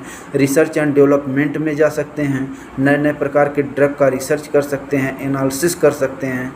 फिर बात करते हैं फार्मेसी के बाद प्राइवेट सेक्टर में किया जाता है। प्राइवेट सेक्टर में नंबर 1 मार्केटिंग है। मार्केटिंग में दवा को सप्लाई किया जाता है, क्या क्वालिटी है इसके बारे में बताया जाता है। मार्केटिंग के बाद क्वालिटी एश्योरेंस, जैसे कोई भी फार्मा इंडस्ट्री है वहाँ पे भी फार्म स्टूडेंट जाते हैं, किसी भी ड्रग का एनालिसिस, क्वालिटी कंट्रोल चेक करते हैं, क्वालिटी एश्योरेंस भी होते हैं। और इसके बाद डिफरेंट टाइप्स के वेरियस स्कोप हैं और अपना क्लिनिकल फार्मेसी भी खोल सकते हैं। एक बी फार्मा स्टूडेंट अपना मेडिकल स्टोर भी खोल सकता है यदि किसी उसको इंडस्ट्री में नहीं जाना है। तो इस प्रकार हम कह सकते हैं कि आपको बेस्ट ये है, आप पैसे के पीछे मत भागिए, आप नॉलेज के पीछे भागिए। आपके पास नॉलेज रहेगा तो आपके पास पैसा आता रहेगा। जैसे कि मैंने अभी आपको बताया कि CSIR नेट गेट जितने फेलोशिप हैं उसको आप क्वालिफाई कर लेते हैं। तो मैं इसके बाद बात कर रहा था अपॉर्चुनिटी ऑफ फार्मेसी का अपॉर्चुनिटी कहाँ पे है। तो जैसे मैंने आगे के वीडियो में बताया कि जीपैट क्वालिफाई करने के बाद आपको M.Pharma में एडमिशन मिल जाता है और जो जीपैट क्वालिफाई करने के बाद उसकी वैलिडिटी 3 साल तक रहती है। आप यदि M.Pharma कर लेते हैं तो 12,400 रुपये प्रति मंथ 2 साल तक आपको फेलोशिप के रूप में प्रोवाइड किया जाता है। इसके बाद आप उस जीपैट को PhD में, जैसे सेंट्रल यूनिवर्सिटी ऑफ राजस्थान में के थ्रू भी आप PhD में एडमिशन ले सकते हैं। इसके बाद central university of Punjab, Guru Ghasidas, Baba Saheb Bhimrao Ambedkar university Lucknow में आप ले सकते हैं। बट आपको जो जीपैट के थ्रू फेलोशिप प्रोवाइड की जाएगी वो फेलोशिप 8,000 रुपये पर मंथ। इसके अलावा आपको CSIR नेट क्वालिफाई करना होगा। तो CSIR नेट क्वालिफाई करने के बाद आपको 31,000 रुपये 2 साल तक और 35,000 रुपये 3 साल तक फेलोशिप के रूप में प्रोवाइड की जाती है, जिससे आप PhD भी कर लेंगे। PhD के साथ साथ आपको रिसर्च के फील्ड में जानकारी भी होगी अच्छी खासी और साथ में आपको पैसे भी मिलते रहेंगे, जिससे आपके फार्मास्यूटिकल साइंसेस का स्कोप आगे बढ़ता रहेगा और नए नए प्रकार के ड्रग डिस्कवरी आप करते रहेंगे। और फिर इसके बाद इसी प्रकार है गेट भी हर साल अपना IIT कंडक्ट कराता है, इसमें भी फेलोशिप प्रोवाइड किए जाते हैं। DBT GRF department of biotechnology GRF होता है, इसमें भी 31,000 पर मंथ दिए जाते हैं। तो इसी प्रकार के विभिन्न फेलोशिप हैं, किसी भी एक फेलोशिप को आप क्वालिफाई करके PhD में एडमिशन ले सकते हैं और यह बेस्ट अपॉर्चुनिटी है। फिर इसके बाद PhD के बाद आप साइंटिस्ट बन सकते हैं। यूनिवर्सिटी एंड कॉलेजेज में professor, assistant professor, associate professor, many large opportunity है फार्मास्यूटिकल साइंसेज का। हेलो दोस्तों, आप सबका एक बार फिर से हमारे चैनल में स्वागत है। दोस्तों, जैसा कि अभी तक इस वीडियो में जो आज की टॉक चल रही है, इसमें हमारे डिफरेंट दोस्तों ने अपने अपने फील्ड से रिलेटेड चीज़ें शेयर करी, बताया आप लोगों को कि कैसे उन्होंने शुरुआत किया था और कैसे आप शुरुआत कर सकते हैं और कैसे अपनी रिस्पेक्टिव फील्ड में जिसमें भी आप जाना चाहते हैं बेहतर से बेहतर कर सकते हैं। ठीक है, ये सारी जानकारी अपने अपने फील्ड की हमारे दोस्तों ने दी और हमें उम्मीद है कि आप सबको पसंद आया होगा। दोस्तों, मैं शुरू करता हूं कि हम कुछ स्टेप्स हैं, जो मतलब कुछ छोटी छोटी बातें हैं, कुछ छोटे छोटे स्टेप्स हैं, जिसे अगर हम लें, स्टार्ट करें, उसको अपनी नॉर्मल लाइफ में उसको हम फॉलो करना स्टार्ट करें, तो फार्मेसी फील्ड का रिकग्निशन जो है वो लोगों तक पहुँचेगा। दोस्तों, क्या है कि मैं गाँव से बिलोंग करता हूँ, मुझे पता है फार्मेसी को लोग नहीं जानते, बेसिकली बहुत ज़्यादा नहीं जानते, या अब धीरे धीरे जानना शुरू किए हैं, क्योंकि पहले तो आज से 3-4 साल पहले तो बिल्कुल नहीं जानते थे। ठीक है, गाँव वाले, लेकिन अब धीरे धीरे लोग जानना शुरू किए हैं। ठीक है, तो फार्मेसी को पूरी तरह से गांव तक, पूरे वर्ल्ड के गांव तक पहुंचाना, ठीक है, और सबको फार्मेसी के बारे में बताना, ये इंपॉर्टेंट है। ठीक है, और फार्मेसी को कैसे स्ट्रॉन्ग किया जाता है, ऑलरेडी फार्मेसी एक बहुत अच्छी ब्रांच है, उसको थोड़ा और स्ट्रॉन्ग कैसे किया जा सकता है, उसमें जो चीज़ें चल रही हैं, ठीक है, जो किताबों में लिखा है वो डिफरेंट है, जो अब इस समय हो रहा है वो थोड़ा उससे डिफरेंट है। ठीक है, तो जो किताबों में है, जो हो रहा है, उन सब के बीच में अगर कोई रास्ता निकाला जाए तो फार्मेसी को और बेहतरीन बनाया जा सकता है। ठीक है, इसको और स्ट्रॉन्ग बनाया जा सकता है, इसको और ट्रस्ट वर्दी बनाया जा सकता है। तो वो छोटे छोटे स्टेप जो हैं उसकी बात मैं करूँगा। ठीक है दोस्तों, ये मैंने किसी बुक से नहीं ली हुई है, ये जब से मुझे लगभग 8 साल हो गया फार्मेसी में, 4 साल मैंने B.Pharma किया था और उसके बाद से मुझे 4 साल B.Pharma किए हुए हो गया। ठीक है, तो 8 साल से मैं लगभग फार्मेसी फील्ड के बारे में जानता हूँ, देख रहा हूँ क्या चल रहा है। तो इन सब चीज़ों से जो मैंने सीखा है, इन सब चीज़ों को देख के, सुन के, समझ के जो मैंने सीखा है, वो चीज़ मैं धीरे आप लोगों को शेयर करूँगी। मैंने किसी किताब से नहीं लिया है, कहीं से भी उठाया नहीं है। ठीक है, ये मेरे विचार है कि हम कहाँ थोड़ा इम्प्रूव करें, ठीक है, तो हम फार्मेसी को और बेहतर बना सकते हैं। उसको हम 1 by 1 देखेंगे। ठीक है, तो फार्मेसी को अगर हम देखें तो उसके कंपोनेंट, क्योंकि कोई चीज़ अगर आप सुधारना चाहते हो, किसी चीज़ को आप एनालाइज करना चाहते हो, स्टडी करना चाहते हो, तो पहले उसके कंपोनेंट को देखना होता है, क्या क्या चीज़ें इसमें हैं और उसमें हम कहाँ उसमें सुधार कर सकते हैं। तो की कंपोनेंट जो हमने पूरी स्टडी को जो प्लान किया है, वो की कंपोनेंट उसके क्या क्या हैं। तो सबसे पहले फार्मासिस्ट आता है या स्टूडेंट, पहले स्टूडेंट होता है, फिर बाद में फार्मासिस्ट हो जाता है, स्टूडेंट, फार्मासिस्ट। तो हम स्टूडेंट और फार्मासिस्ट की बात करेंगे कि वो कहाँ इंप्रूवमेंट करें और कहाँ क्या ना करें, डूज एंड डोंट, तो किस तरह से फार्मेसी को बेहतरीन बनाया जा सकता है। दूसरे नंबर पे आता है फार्मास्यूटिकल कॉलेजेस एंड यूनिवर्सिटी। जो फार्मास्यूटिकल कॉलेज हैं, जो फार्मास्यूटिकल यूनिवर्सिटीज़ हैं, वो अपने लेवल पे क्या बेहतर कर सकती हैं और क्या चीज़ें करना रोक दें, अगर स्टॉप कर दें तो फार्मेसी फील्ड थोड़ा और बेहतर हो सकती है। ठीक है, तीसरे नंबर पे आता है फार्मास्यूटिकल इंडस्ट्री। दोस्तों, फार्मास्यूटिकल इंडस्ट्री का बहुत इंपॉर्टेंट है, क्योंकि वहीं सारे फार्मासिस्ट मैक्सिमम तो वहीं जाते हैं, 70% 60% स्टूडेंट तैयार होते हैं जो फार्मासिस्ट, उनको फार्मास्यूटिकल इंडस्ट्री में ही जाना होता है। तो फार्मास्यूटिकल इंडस्ट्री क्या स्टेप्स आगे ले तो फार्मेसी को और स्ट्रॉन्ग बनाया जा सकता है और फार्मेसी को और बेहतरीन बनाया जा सकता है। ठीक है, और चौथे नंबर पे आता है गवर्नमेंट एंड PCI। गवर्नमेंट है और गवर्नमेंट बॉडी है जो फार्मेसी को रेगुलेट करती है, जैसे फार्मेसी काउंसिल ऑफ इंडिया। तो गवर्नमेंट की तरफ से, PCI की तरफ से क्या स्टेप्स उठाने चाहिए, क्या चीज़ें स्ट्रिक्ट करनी चाहिए, ठीक है, जिससे कि फार्मेसी को और बेहतरीन बनाया जा सकता है। और लास्ट में आता है पब्लिक। ठीक है, पब्लिक हालांकि प्रायोरिटी है, सबसे पहले आता है, क्योंकि देखो जो भी सिस्टम बन रहे हैं, चाहे जिस फील्ड में, हम फार्मेसी की आज बात कर रहे हैं, आप मेडिकल साइंस की बात कर लीजिए, आप इंजीनियरिंग की बात कर लीजिए, आप बायोलॉजिकल साइंस की बात कर लीजिए, आप पॉलिटिक्स की बात कर लीजिए, कुछ भी सिस्टम बन रहा है, सबका मेन उद्देश्य सिर्फ एक ही होता है। भले वो अपने उद्देश्य से भटक जाए, ना करें, that is different thing, but सबका उद्देश्य क्या होता है, पब्लिक को कंफर्ट पहुंचाना, ठीक है, पब्लिक को, इंडिविजुअल्स को कंफर्ट लेवल में ले जाना, उनकी प्रॉब्लम को सॉल्व करना, उनकी उन्नति के बारे में बात करना। हर एक सिस्टम सिर्फ इसीलिए बनता है। तो दोस्तों ये 5 कंपोनेंट हमने आज के अपने टॉक का डिवाइड किया है कि इसके बारे में हम धीरे धीरे करके देखेंगे कि कहाँ पर क्या इम्प्रूवमेंट किया जा सकता है तो फार्मेसी और बेहतर हो सकता है, ठीक है। तो पहले स्टार्ट करेंगे हम फार्मासिस्ट स्टूडेंट्स या फार्मासिस्ट से स्टार्ट करेंगे। उसमें डूज मतलब उसको क्या क्या करना चाहिए। देखो दोस्तों मैंने अपने करियर से भी खुद सीखा है, ठीक है। जैसे हम उठ के आए हैं, ठीक है, जैसे हम लोग गांव से थे, फिर धीरे धीरे पढ़ाई करी, उस टाइम जो चीज़ें सीखा, पढ़ाई के बाद क्या सीखा, जॉब के टाइम पे क्या सीखा, तो इन सब चीज़ों से हमने क्या सीखा, हमने उस बात को इंक्लूड किया है, ठीक है।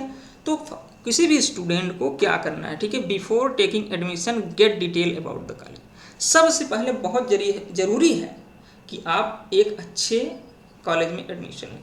अच्छा कॉलेज का मतलब ये कभी नहीं होता कि वो बहुत पुराना है या बहुत पैसे वाले आदमी का कॉलेज है। अच्छा कॉलेज का मतलब ये है कि वहाँ का कैंपस ठीक है, वहाँ पर पढ़ाने के लिए प्रॉपर टीचर हैं, हर एक सब्जेक्ट के लिए आपको टीचर अवेलेबल है, वहाँ पे लेबोरेटरी अवेलेबल है, ठीक है, क्योंकि फार्मेसी जो है ये प्रैक्टिस की ब्रांच है, ठीक है, क्योंकि यहाँ पे प्रैक्टिस करना होता है, यहाँ आपको एक्सपेरिमेंट करने होते हैं, ठीक है। यहाँ पे आप डायरेक्टली पब्लिक के हेल्थ के साथ डील करते हैं, ठीक है। पब्लिक के हेल्थ के साथ जब आप डील करते हैं तो ये प्रैक्टिस के जितना ज़्यादा आप प्रैक्टिसाइज रहेंगे उतना प्रिसाइजली एंड एक्यूरेटली आप पेशेंट को डील कर पाएंगे, उसकी डिसीज को समझ पाएंगे, आप ड्रग को डील कर पाएंगे, ड्रग के इंटरेक्शन को समझ पाएंगे, ठीक है। तो प्रिसीजन एंड एक्यूरेसी बहुत इंपॉर्टेंट है। तो उसी में मैं बात कर रहा था कि आप एडमिशन लेने से पहले कॉलेज के बारे में डिटेल पता करें, ठीक है। अच्छे से कॉलेज ढूंढें, समझें।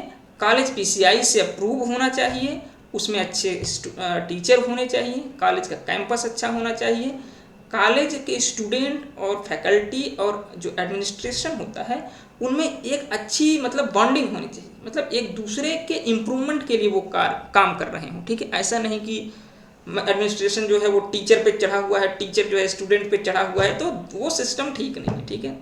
तो जहाँ पे सब एक दूसरे के साथ मिल करके एक ऑर्गेनाइजेशन के लिए काम करते हैं ना, वो चीज़ बेहतरीन होती है, आगे जाती है। तो अगर हम मेन बात करें एडमिशन लेने के लिए तो मेन बात यह है कि टीचर्स अच्छे होने चाहिए, लेबोरेटरी अच्छी होनी चाहिए, इंस्ट्रूमेंट जो कि लेबोरेटरी में यूज होते हैं वो अच्छे होने चाहिए, और कॉलेज PCI से अप्रूव होना चाहिए। ये चीज़ें बहुत ही ज़रूरी है जब आप फार्मा फील्ड में एडमिशन लेने जा रहे हैं, तो ये आपको ध्यान रखना, ठीक है। दूसरी बात, during study period respect your teachers and believe in their advice, ठीक है। ये सबसे इम्पोर्टेंट, ये तो बेसिकली मैं अपने ऊपर मतलब कहता हूँ, ठीक है, क्योंकि हम लोगों को कुछ पता नहीं होता at that time when we are taking the admission, ठीक है। जब नए नए होते हैं तो ज़्यादा चीज़ें पता नहीं होती, ठीक है। तो उस समय टीचर हमारा गाइड होता है, ठीक है, वो हमको एक रास्ता दिखाता है हमको कहाँ चलना है। तो हमेशा सिर्फ उस टाइम नहीं, जिंदगी के किसी भी पीरियड पे, आप चाहे बच्चे हो, आप चाहे बूढ़े हो जाएं, आप करोड़पति हो जाएं, आप गरीब हैं अमीर हैं, दैट डजंट मैटर, ठीक है। आप स्टडी पीरियड हो चाहे उसके आगे पीछे हो, ठीक है, हमेशा अपने टीचर्स की रिस्पेक्ट करें और उनकी एडवाइस में बिलीव करें। अगर वो कहते हैं कि बेटा पढ़ो तो पढ़ना है, अगर वो कहते हैं बेटा तैयारी करो, तैयारी करना है, अगर वो आपको सही रास्ता दिखाते हैं उसकी तरफ जाना है। ये हालांकि बहुत ही, ये क्या बोलते हैं उसको, थ्योरेटिकल क्या बोलते हैं उसको, कि ये टेक्निकल शब्द नहीं है, ठीक है, बट ये आपकी लाइफ में आपको एक अच्छा इंसान बनाने में मदद करेगा, और सफलता हासिल करने के लिए एक अच्छा इंसान बनना बहुत ज़रूरी है, ठीक है। आगे क्या है, do always thorough study and understand concept. दोस्तों कभी भी, ठीक है, कभी भी जंप करके आप स्टडी नहीं कर सकते। आपको कोई चीज़ स्टडी कर रहे हो, चाहे कोलोजी हो, फार्मास्यूटिक्स हो, कोग्नोसी हो, केमिस्ट्री हो, या कोई और सब्जेक्ट, तो ऑलवेज स्टडी थारोली मतलब अच्छे से पढ़ो, मतलब पूरा पढ़ो, कॉन्सेप्ट को क्लियर करके पढ़ो, ठीक है। आपका कॉन्सेप्ट पढ़ाई के दौरान क्लियर होना चाहिए, तभी आप आगे कुछ कर पाओगे, समझ पाओगे, ठीक है। और आगे क्या, dream big, target competitive exam. हमेशा आप कहाँ हैं, ज़मीन पे हैं, आसमान पे हैं, अमीर है, गरीब हैं, कैसे हैं, उससे कोई फर्क नहीं पड़ता। हमेशा ड्रीम बिग, आपका सपना जो है बहुत ऊंचा होना चाहिए, ठीक है। और डी फार्मेसी के दौरान या डी फार्मेसी जो भी है उसके दौरान आप कॉम्पिटिटिव एग्जाम जो फार्मेसी फील्ड में है उनके बारे में सोचें, उनको क्लियर करने के बारे में सोचें, ताकि आप कुछ और बेहतर कर सकते हैं। ठीक है, focus on extra curricular activity and learn English speaking and computer knowledge. दोस्तों फार्मेसी फील्ड में हमने क्या देखा कि जब हम कॉलेज में एडमिशन लेते हैं तो हम फार्मेसी की चीज़ें थ्योरी तो बहुत हम रट लेते हैं, हाँ mechanism of action of drug, मतलब क्लासिफिकेशन ऑफ ड्रग, ये दवा वहाँ काम करती है, ऐसे काम करती है, वो सारी चीज़ें। लेकिन ज़माना थोड़ा डिफरेंट है। जब हम वर्ल्ड लेवल पे compete करना चाहते हैं ना, अपने आप को रिप्रेजेंट करना चाहते हैं, अपने आप को किसी से बेहतर साबित करना चाहते हैं, तो ये ज़रूरी है जो वर्ल्ड लेवल पे लैंग्वेज चल रही है इंग्लिश।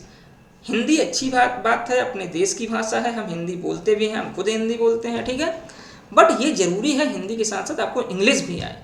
हिंदी आपको आती है तो अपने देश के लिए बेहतर कर सकते हो, अपने देश को आगे ले जा सकते हो। लेकिन अगर वर्ल्ड लेवल पे आपको compete करना है, वर्ल्ड लेवल पे अगर देश को आगे ले जाना है, तो आपको इंग्लिश आना बहुत ज़रूरी है। ठीक है, तो आप इंग्लिश की स्पीकिंग भी करिए साथ साथ, और कंप्यूटर नॉलेज, क्योंकि कंप्यूटर बहुत इंपॉर्टेंट है। आपने पैंडेमिक के टाइम पे देखा और उसके बाद से देखा कि सब कुछ कंप्यूटर से हो रहा है, सब कुछ मोबाइल से हो रहा है, कलम कापी पेन ये सब तो सब दुनिया भूल गई।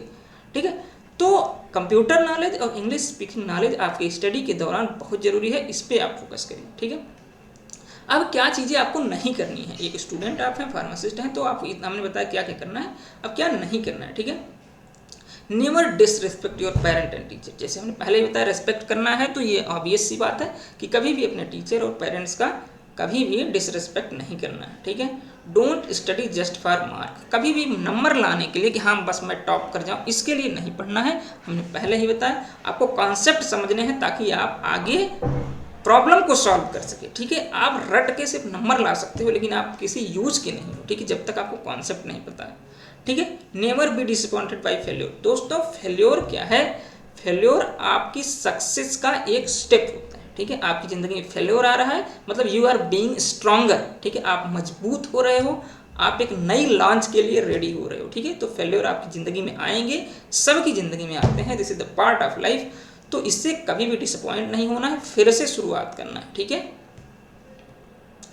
Never rent your licence. ठीक है, ये एक बहुत ही इंपॉर्टेंट बात है कि दोस्तों लोग फार्मेसी करते हैं, अपना लाइसेंस पे लगा देते हैं कहीं पर। ठीक है, तो कभी भी अपने डिग्री को इस तरह से नहीं करना चाहिए। मैं इसके खिलाफ हूँ और मैं एडवाइस करता हूँ और एक्सपेक्ट करता हूँ कि आप लोग भी ऐसा नहीं करेंगे। अब हम बात करेंगे फार्मास्यूटिकल कॉलेज एंड यूनिवर्सिटी जो है वो थोड़ा क्या स्टेप लें तो फार्मेसी को और बेहतर बनाया जा सकता है। उनको क्या करना है कि provide quality education.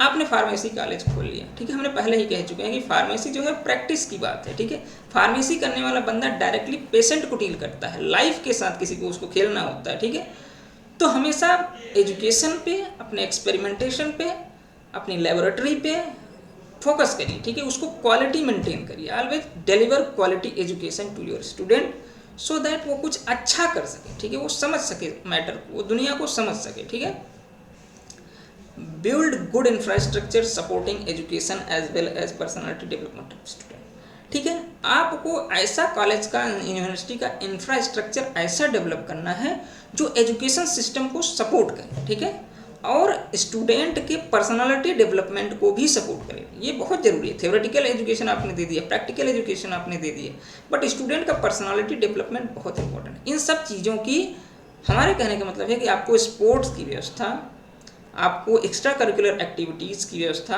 Computer system की व्यवस्था, इंग्लिश स्पीकिंग की व्यवस्था, इन सब चीज़ों के बारे में छोटे छोटे वर्कशॉप, छोटे छोटे प्रतियोगिताएं करवाएं। ठीक है, इससे बच्चे इंगेज भी रहते हैं, उनका माइंड भी इधर उधर नहीं जाता, और पढ़ाई से जो प्रेशर जनरेट होता है वो भी रिलीज होता है, और एक बेहतर मतलब हम भविष्य दे सकते हैं उनको। ठीक है, आगे क्या है? Focus on practical approaches to.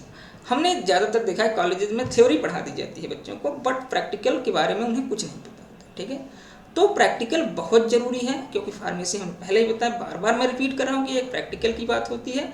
तो हमेशा बच्चों को प्रैक्टिकल पर भी फोकस कराएं, उन्हें प्रैक्टिकल करवाएं। ठीक है, मैं तो I am very feeling blessed कि मैं कृष्णार्पित इंस्टीट्यूट से पढ़ा हूँ और वहाँ पे प्रैक्टिकल बहुत अच्छे होते थे। ठीक है, वहाँ पर तो हर चीज़ अच्छा था। ठीक है, एजुकेशन भी बहुत अच्छा था, टीचर भी हमारे बहुत अच्छे थे, पढ़ाते थे भी, हम लोग खुश भी थे, और साथ साथ हम लोगों को प्रैक्टिकल नॉलेज था। हम जब बी फार्मा किए थे जस्ट तभी हमको पता था कि टैबलेट कैसे बनाए जाते हैं, ग्रेन्यूल कैसे बनाए जाते हैं, पंचिंग कैसे होती है, सिरप कैसे बनाया जाता है, और मीडिया कैसे बनाए जाते हैं। ठीक है, तो मतलब बहुत सारे एक्सपेरिमेंटेशन हमारे यहाँ कराए जाते थे, तो ये सब चीज़ें हम सबको पता थी। तो ये एक अच्छी बात है कि हम सभी कॉलेज यूनिवर्सिटी से ये अनुरोध करते हैं कि आप अपने कॉलेज में ये सारी व्यवस्थाएं लाएं। अगर नहीं है तो, अगर है तो बहुत अच्छी बात है, आप उसको और बेहतर बनाएं, ठीक है। और क्या है, bring pharma companies for placement, ये बात इंपॉर्टेंट है, क्योंकि कॉलेज जो होता है फार्मेसी कॉलेज, उनको सिर्फ ये नहीं सोचना है कि हमने पैसा लिया और आपको डिग्री दी, ठीक है, ये दिस इज रॉन्ग, ठीक है। तो आपकी ये रिस्पॉन्सिबिलिटी बनती है कि आपके यहाँ जिसने एडमिशन लिया है वो अच्छे से पढ़ाई करे, अच्छे से डिग्री ले, उसके साथ साथ अपने भविष्य को सिक्योर करके जाए। भविष्य को सिक्योर करने का मतलब या तो इतना एबल बन के जाए कि अपना करियर खुद बिल्ड कर ले, या तो आपके यहाँ से उसको नौकरी लग जाए, ठीक है, उसको जॉब मिल जाए। तो इस तरह से आपको बनाना है। तो आपको फार्मा कंपनी लानी चाहिए। आप किस तरह से करेंगे दैट आई डोंट नो, ठीक है, बट आपको कोशिश करनी चाहिए कि आपके कैंपस से कम 50% बच्चे प्लेस होके जाएं, ठीक है, क्योंकि 50% बच्चे ऑलवेज डिफरेंट एरिया में इंटरेस्टेड होते हैं। कुछ को हायर एजुकेशन के लिए जाना होता है, कुछ खुद का अपना बिजनेस करना चाहते हैं, ठीक है, कुछ को गवर्नमेंट जॉब करनी होती है, बट 50% बच्चे चाहते हैं कि उनका प्लेसमेंट हो जाए। तो ये फार्मास्यूटिकल कॉलेजेस के ये रिस्पॉन्सिबिलिटी बनती है हमारे हिसाब से कि उन्हें फार्मा कंपनीज लानी चाहिए, प्लेसमेंट की व्यवस्था अपने कॉलेज में करनी चाहिए, ठीक है। अब क्या नहीं करना चाहिए ये देख लेते हैं, ठीक है। Never ignore the regulation of PCI and ministry of higher education. दोस्तों, जो गवर्नमेंट की तरफ से, जो पीसीआई की तरफ से, जो मिनिस्ट्री ऑफ हायर एजुकेशन की तरफ से स्टैंडर्ड मेंटेन करना कॉलेज में है, कितने फैकल्टी आपको रखने हैं, कितनी लेबोरेटरी रखनी है, कितने इंस्ट्रूमेंट रखने हैं, ठीक है, कैसे मतलब एजुकेशन का सिस्टम क्या होगा, मतलब इन सब चीज़ों के लिए बेहतरीन रेगुलेशन बने हुए हैं, सबको पता है, ठीक है। तो उस रेगुलेशन को कभी भी इग्नोर मत करिए। रेगुलेशन के स्टैंडर्ड के पैमाने को मानते हुए आप अपने इंफ्रास्ट्रक्चर को बिल्ड करिए, ठीक है। Don't play with the students future, ठीक है, स्टूडेंट के फ्यूचर के साथ कभी भी खिलवाड़ मत करिए। अगर उन्होंने आपके कॉलेज में एडमिशन लिया है तो ये उनकी भी रिस्पॉन्सिबिलिटी है, आपकी भी रिस्पॉन्सिबिलिटी है कि उन्हें बेहतरीन भविष्य दें आप, ठीक है। अब हम बात करते हैं फार्मास्यूटिकल इंडस्ट्री की, कि फार्मास्यूटिकल इंडस्ट्री में क्या इंप्रूवमेंट होना चाहिए जो फार्मेसी फील्ड को, फार्मास्यूटिकल साइंस को थोड़ा बेहतर बना सकता है, ठीक है। Always try to rise quality standard of product. हमेशा क्योंकि ड्रग मेडिसिन जो होती है हम हेल्थ इशू के लिए लेते हैं, तो हमेशा कोशिश करिए कि क्वालिटी स्टैंडर्ड उसका इम्प्रूव बढ़ता ही जाए, कभी भी डिमिनिश नहीं होना चाहिए, कम नहीं होना चाहिए। हमेशा अपने स्टैंडर्ड को आप ऊंचा ले जाएं, ठीक है। बी इनोवेटिव, हमेशा नए नए आइडियाज सोचें, ठीक है। इससे क्या होता है, इन्वेंशन बहुत जरूरी है, ठीक है, क्योंकि अगर हम दूसरे की चीज़ें कॉपी करने वाले बहुत आगे नहीं जाते, ठीक है, लेकिन हमने कुछ नया बनाया, जैसे वैक्सीन हमने बनाई है, अभी देखो कितना नाम हो रहा है इंडिया का, ठीक है। तो हमेशा इनोवेटिव रहो, कुछ नए नए आइडियाज ले आओ, अपने ही जो भी फॉर्मुलेशन आप बना रहे हैं उसी में कुछ नया बनाओ, ठीक है, क्या बेहतरीन कर सकते हो, ऐसी थिंकिंग आपके अंदर हमेशा होनी चाहिए, ठीक है। रिस्पेक्ट योर एम्प्लॉय, ये सबसे बड़ा कंसर्न है कि जो बॉस होते हैं, जो कंपनी के मालिक होते हैं, वो कहीं कहीं, मैं सबकी बात नहीं करता, वो अपने एम्प्लॉयज़ को रिस्पेक्ट नहीं देते, क्योंकि ये गलत बात है। क्योंकि आपने रतन टाटा जी को देखा होगा, ठीक है, टाटा जी जो हैं वो कितना मतलब एम्प्लॉय को अपने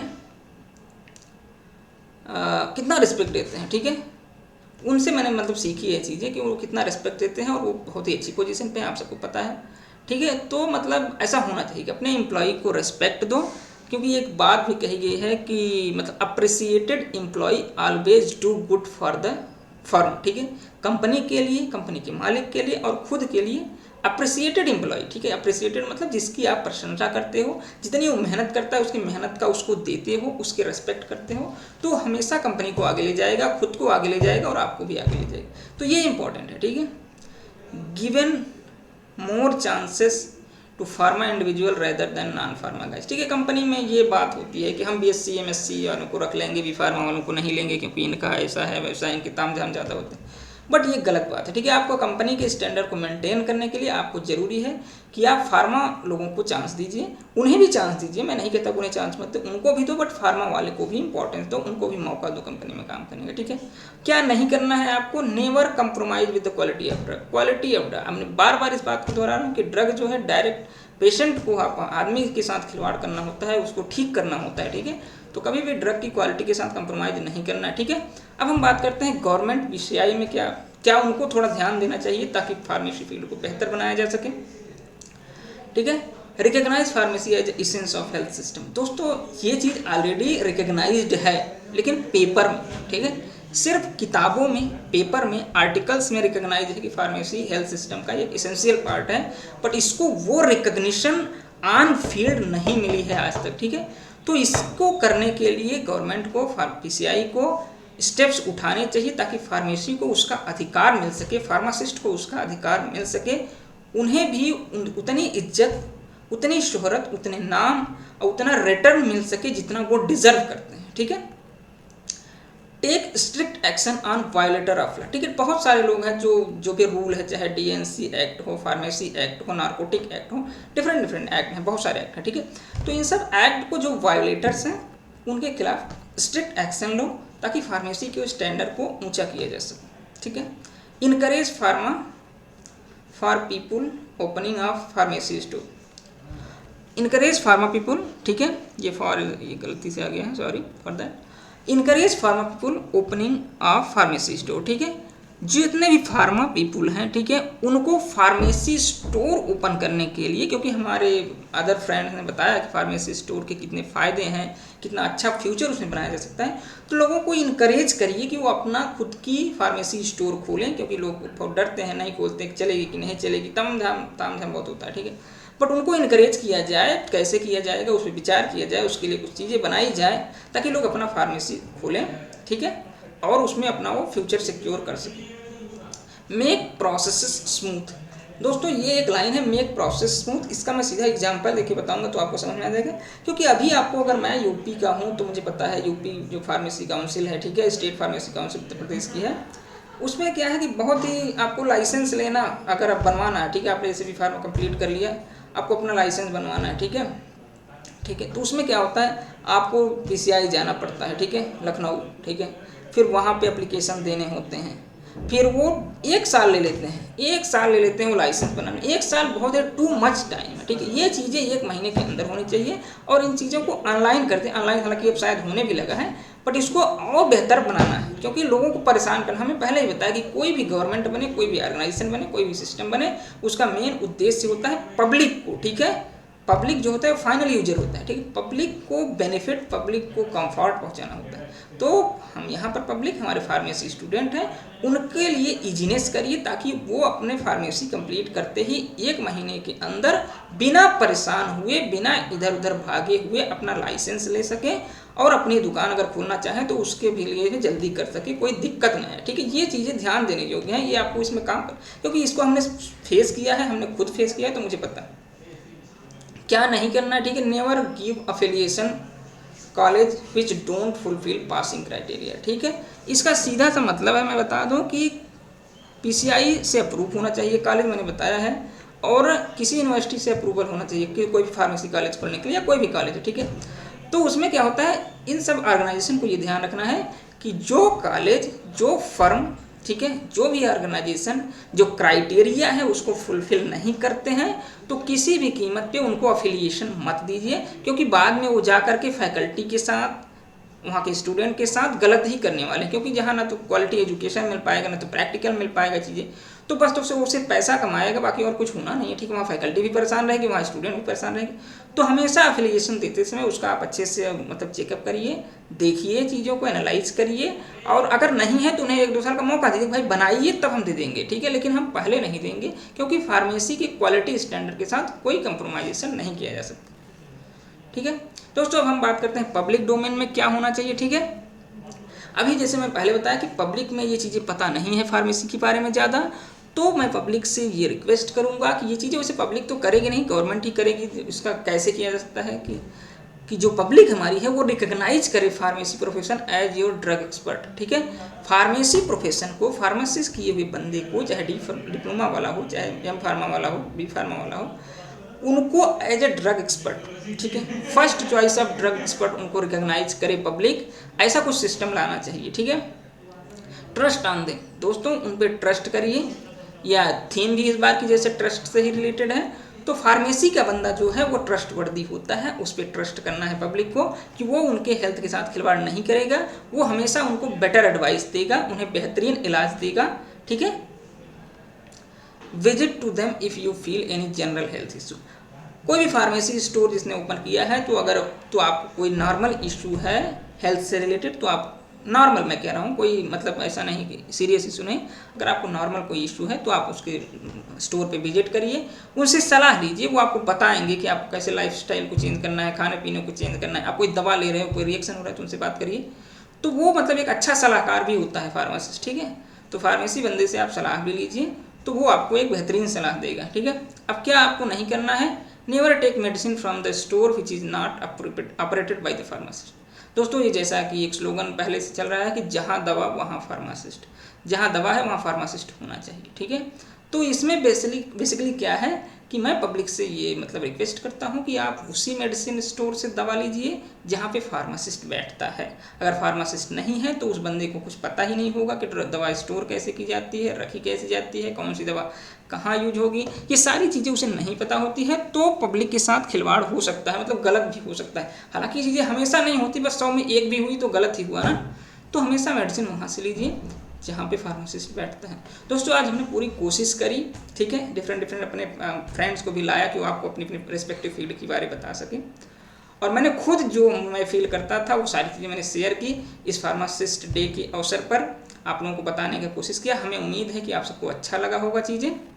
एक बार फिर मैं वर्ल्ड फार्मासिस्ट डे की अपने सभी फार्मासिस्ट बंधुओं को बधाई देता हूँ। दोस्तों अब एक स्मॉल रिक्वेस्ट ये है कि दोस्तों इस चैनल पे आप लोग बार बार देख रहे हैं कि हम लोग फार्मेसी से रिलेटेड चीज़ें पोस्ट करते हैं, लाइफ साइंस से रिलेटेड चीज़ें पोस्ट करते हैं, गेट की तैयारी के लिए वीडियो, CSIR ICMR के लिए, DBT के लिए, ठीक है। तो इन सब चीज़ों के लिए, और अगर आप BSc MSc वाले हैं, लाइफ साइंस से रिलेटेड हैं, तो इन सब चीज़ों से रिलेटेड वीडियो भी हम इस चैनल पे अपलोड करते हैं। दोस्तों आपसे रिक्वेस्ट है इस चैनल को ज़्यादा से ज़्यादा लोगों तक पहुँचाएँ, वीडियो को लाइक करें, हमारे चैनल को सब्सक्राइब करें, कमेंट करें जो आपको लगता है कि सुधार करना चाहिए, क्या चल रहा है हमारा, अगर उसमें क्या बेहतरीन हम कर सकते हैं, आपका कोई सजेशन है तो उसके लिए कमेंट करिए। दोस्तों थैंक यू सो मच।